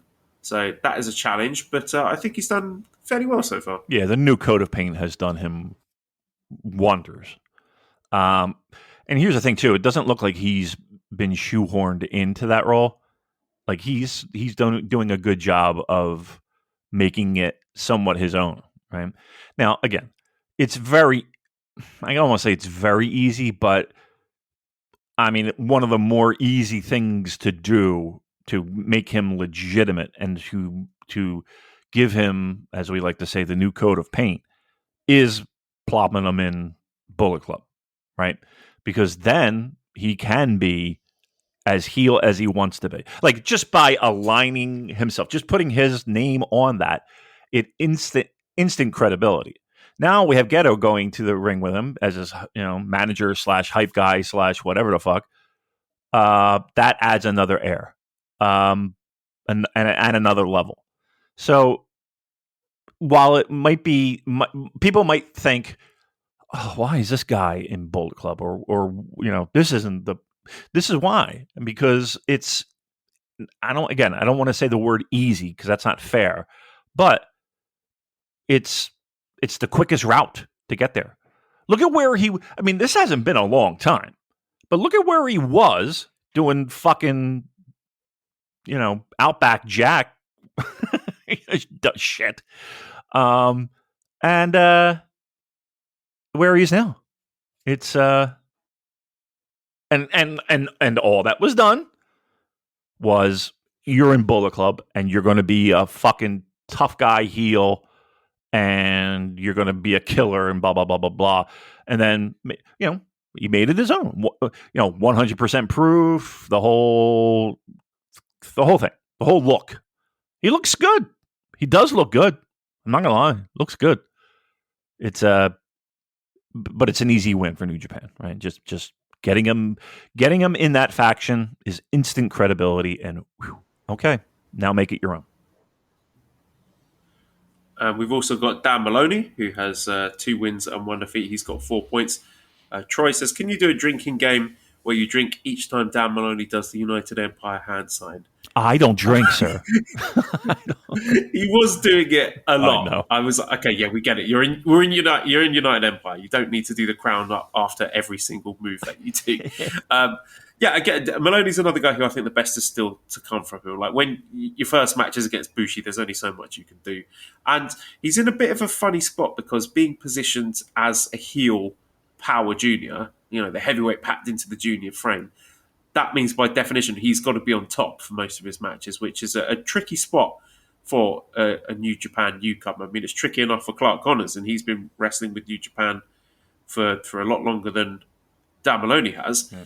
And, guys who were new to the tournament, like an Alex Zane or an Ace Austin, could work from below against a guy like a Bushi or a Kanemaru and let them do the heavy lifting. They get the hand held through the match and hit the high spots for the babyface comeback. But Maloney is almost having to do the opposite of that.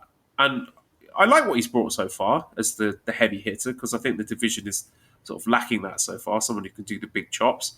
And I thought the Yo match was much better in bringing out his strengths. That was a very big win to get over someone like Yo, who I think was a much better foil for him than Bushi and Kanemaru were. Yeah. It's a tough spot.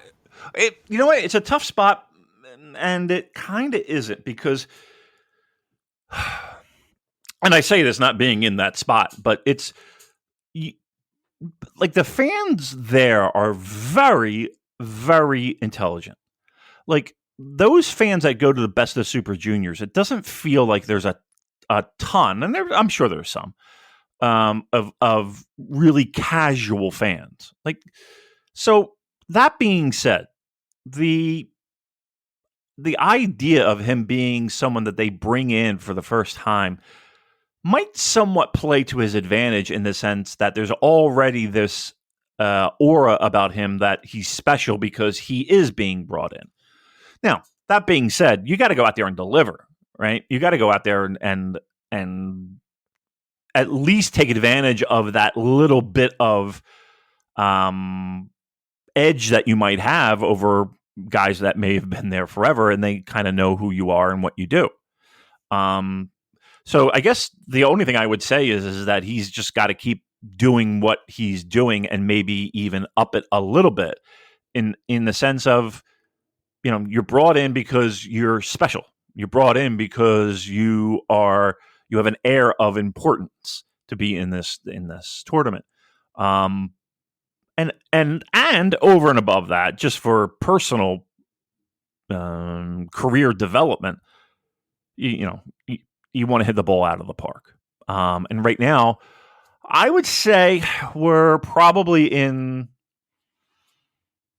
we're not quite hitting the ball out of the park. I mean, we're not shitting the bed. We're not quite hitting the ball out of the park. I think that's still yet to come. But he made a great debut, right? Made a great debut. Yeah, I think, let's talk after we've seen him wrestle guys like Akira or Watto or Kevin Knight or Despy or Robbie, guys who can have a sort of more dynamic match with him. So I think it's too early to say, and I don't think he's had the most favourable matchup so far. Right. Let's move on to talking about Akira then, who's also 2-1 with 4 points. It is just wild to me that this guy is only 23 years old. No, he's 33. And it's just He's 33. No? 20? Okay. No, he's 23. All right. No, actually, no, it's wrong. Sorry. He's only 13 years old. Oh, my Lord. This young boy. He is 23. I checked. And yeah, he's just like clocking up this experience. He's technically outstanding. Like, what are the flaws in Akira's game? There are no visible flaws in his wrestling. He looks like a guy who's been there for a decade, not 18 months. Just a fantastic addition to the roster. And while, he is tremendous in this sort of scrappy-do, cocky heel role, which, it seemed like a weird fit initially. A lot of people were poo-pooing that, saying, oh, this guy's a heel. But he comes across like an incredibly natural heel now. But having said that, you do feel that he's got a big babyface run in his future. Like the sky's the limit for this guy because he's fucking brilliant. And the Robbie Eagles match today was outstanding. Yeah. I can't say enough good things about Akira. He's probably a guy that for a lot of people slide under the radar a little bit. Yeah, he's been an out. Look, New Japan has done a really great job of freshening up junior division. Like, this just speaks volumes as to how they find and recruit and bring in people that fit. Like, they could have brought in Dorada, right? And they didn't. They could have brought in, some schmo from AEW. They didn't. They have people on that roster right now that are just really. This is one of the most solid crews that they have when it comes to juniors. And I know it sounds like we say that every year, but there's holes in every year. I'm kind of struggling to think, okay, where's the hole here? Like, where's the loose chink in the chain? Where is it? I don't see it. Taguchi? I don't even think that's accurate at this point. It's his time to turn on, get fire up whatever he's got to fire up and get moving. I don't think there's a dead spot on that entire junior roster. And that's awesome. How does that? There is. It's Bushi, but we'll cover to him later. But you know what though, Bushi's. I don't think Bushi is terrible.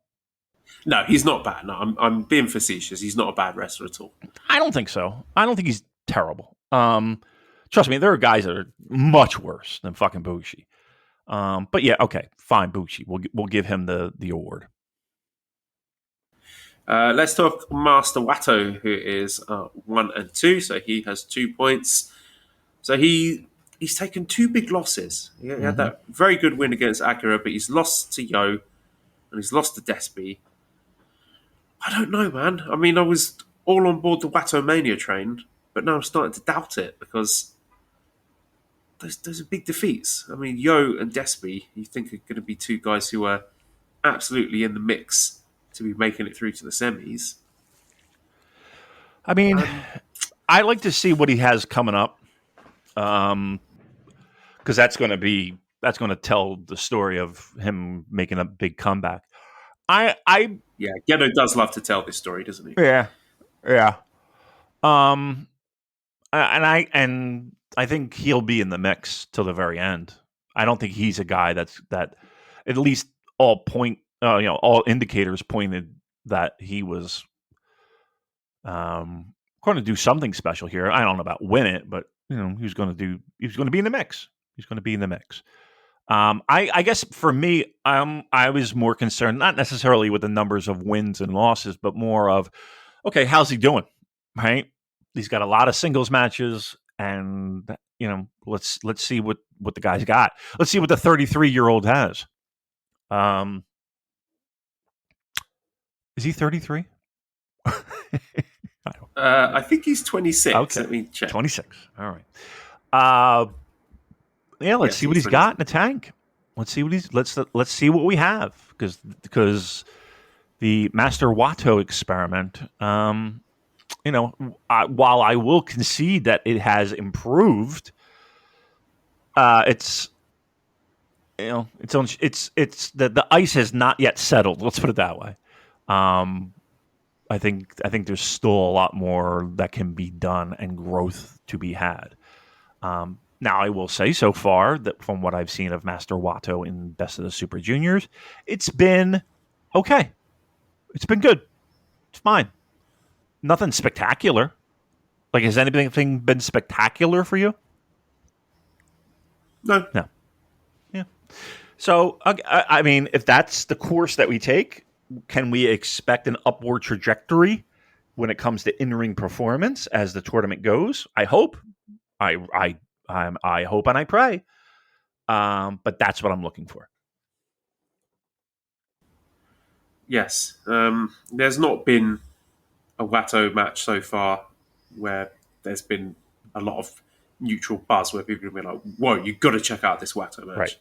And I think he needs that during this tournament. So, yeah, we'll see on that one. We also have Yo, who has also got 2 points with 1 and 2.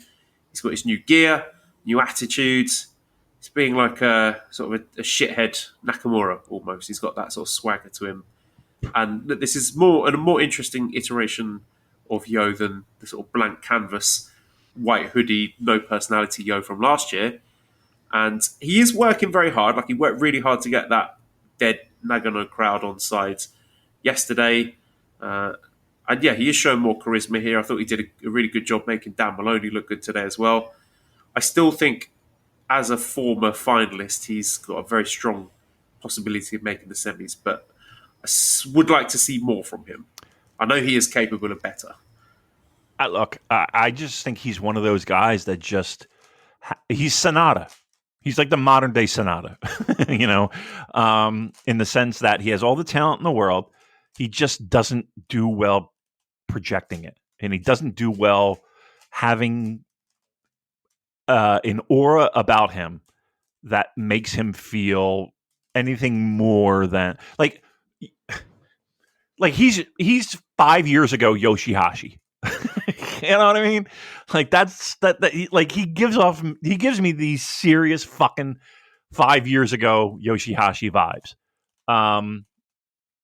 And no matter what he does to try to give me something different, in the sense of, okay, you mentioned he looks like a somewhat of a Nakamura-ish, like, I wanted to jump in and be like, yes, he does, but without the charisma, right?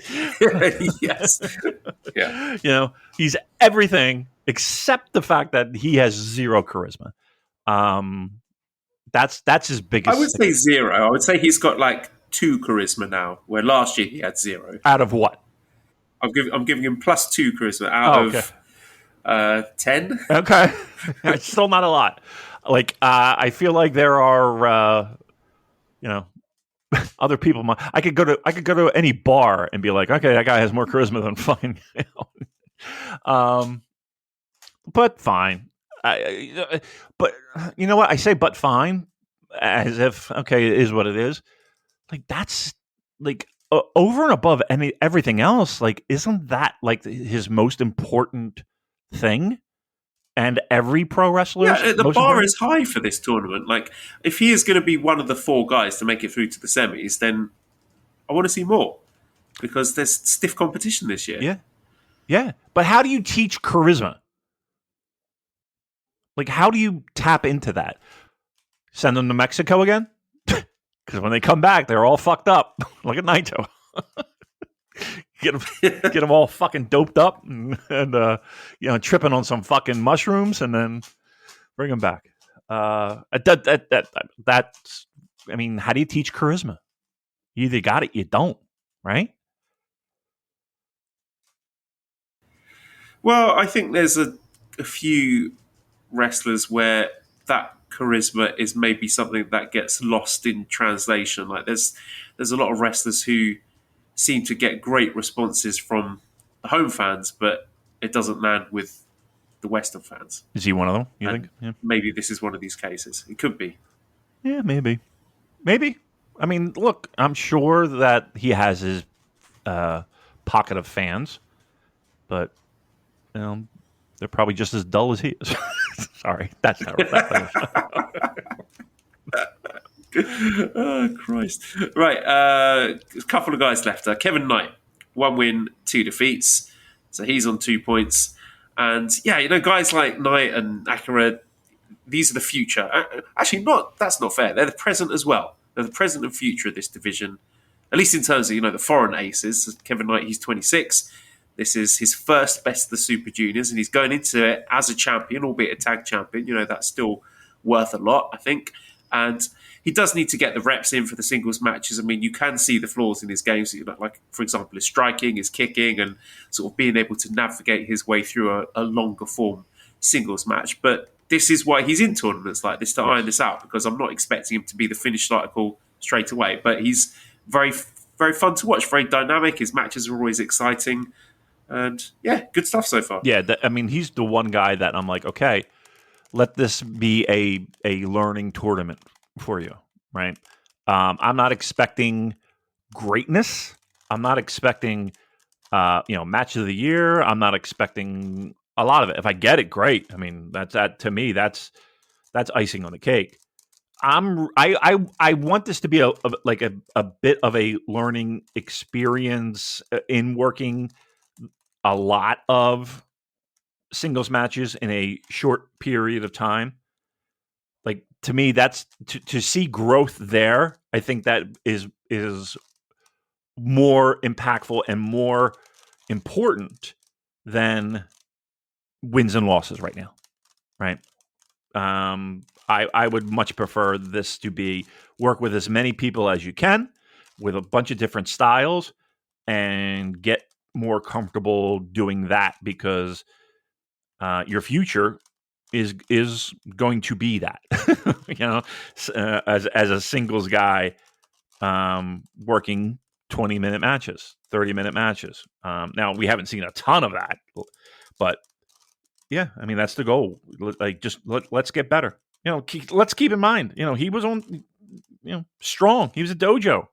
So, I mean, the fact that he's been able to come in, get a title, and even like a guy like Akira, the idea of giving them titles out of the, pretty early in their New Japan runs is kind of refreshing, in the sense that, it's giving these guys that, maybe might not have had as many reps as some of the other guys, but you're giving them opportunities to have meaningful reps.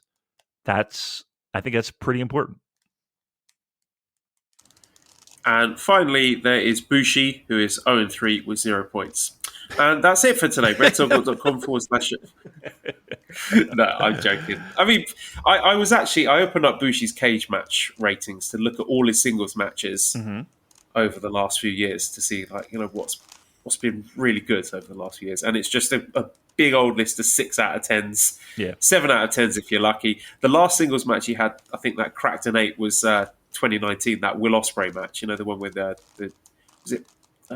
I think it was Power Struggle, where Hiromu made his return, and that was Ospreay when he was like in full on Wrestler of the Year, Nutty Junior / heavyweight mode. Right. But yeah, I mean, that's Bushi.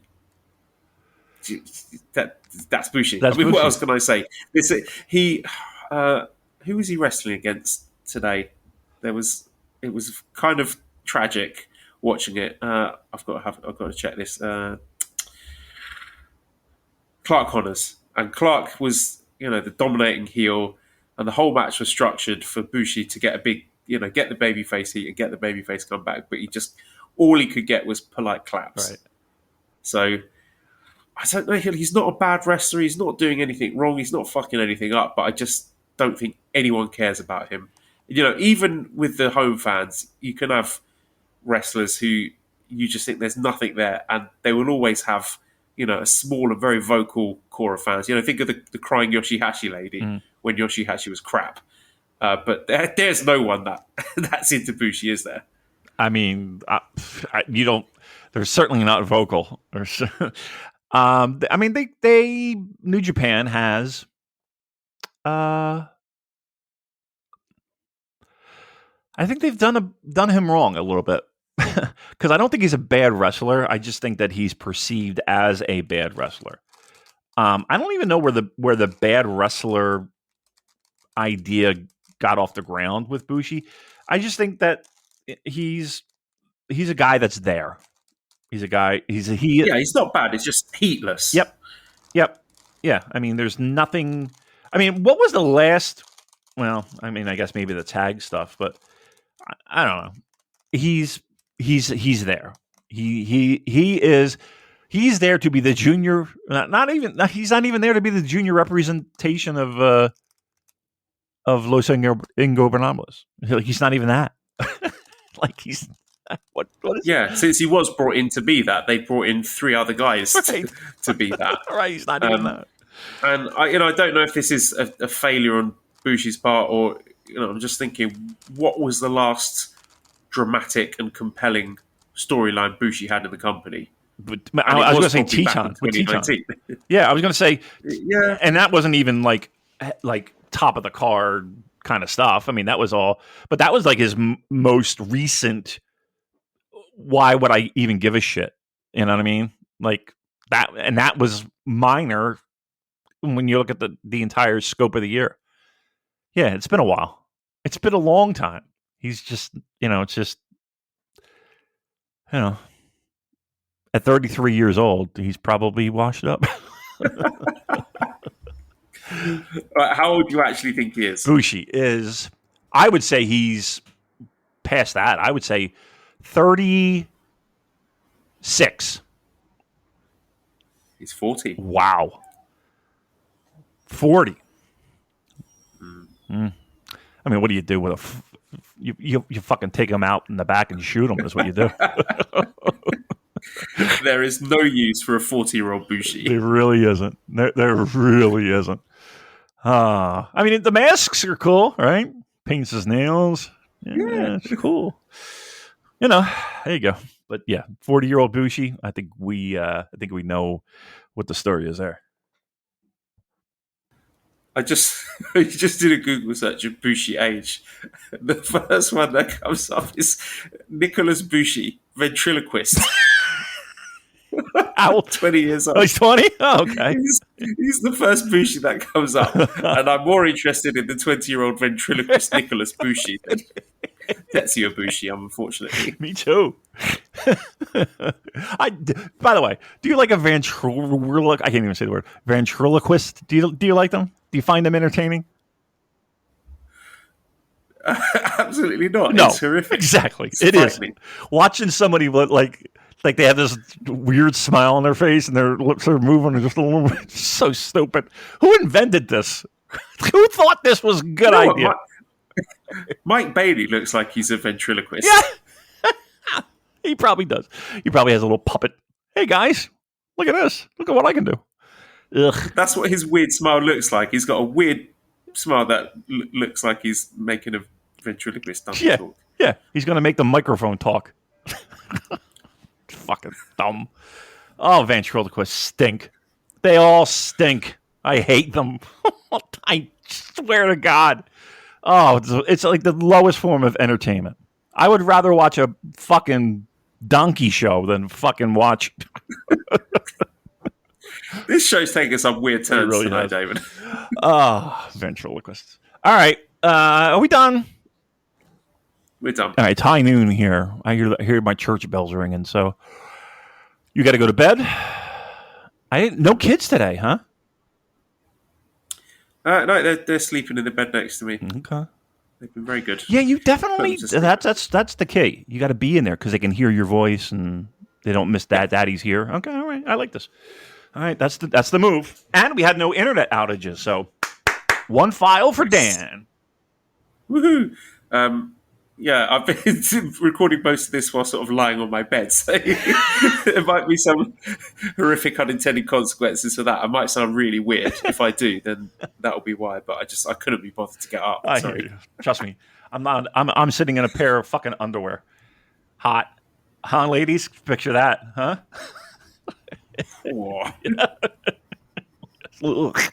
All right, wrap up this fucking horse shit.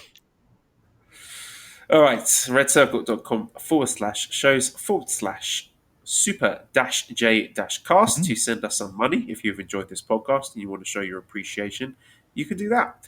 If you'd like to join our Discord and join all the fun live event watch-alongs throughout Best of the Super Juniors, you can send me a direct message on Twitter and I'll hook you up with an invite link. Smooth Brain's my favorite channel, by the way.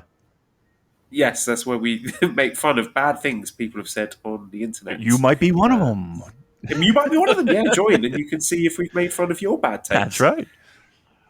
I'm sorry, go ahead. At Cobra Kawaii and nearly scored there. At Cobra Kawaii and ProWrestlingTees.com/Super Jcast for our great t-shirts. Has anyone actually bought a Scampy shirt from Cobra Kawaii? I miss Scampy. Aww. I'm scared to ask how he's doing because I don't want to hear that. Right. He's died or anything. The last I heard, which was a couple of years ago, he was doing great and enjoying his nice new home. And I want to kind of leave it at that. I think he's backpacking across Europe right now. I heard he's surfing to Kushida's music at the moment. Yes. All right. Great callback there by me. Well, All yeah. right, thanks, Editor Dan. Find him on Twitter at LousyHero219. Subscribe to the Voices of Wrestling Podcast Network for other great shows. Give us a 5-snake review on iTunes. Follow us on Twitter at the Super Jcast. Thank you, everybody, for listening, and goodbye.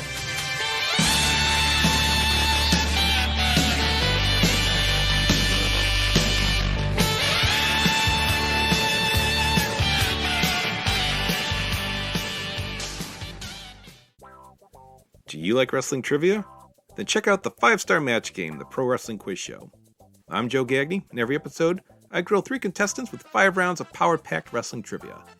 We have over 30 evergreen episodes in the archives covering WWE, AEW, Japan, Mexico, and much, much, much, much more. Play along at home and check it out today. Hello everyone, my name is Taylor. And I'm Kelly. And we are the co-hosts of Jumping Bomb Audio, the podcast all about Joshi Pro Wrestling here on the Voices of Wrestling Podcast Network. Every other Monday, we are with you talking about the biggest news in Joshi, along with show reviews, previews, and much, much more. So if you're new to Joshi or you've been a longtime fan, this is the show for you. We've got something for everyone here. So check us out, Jumping Bomb Audio.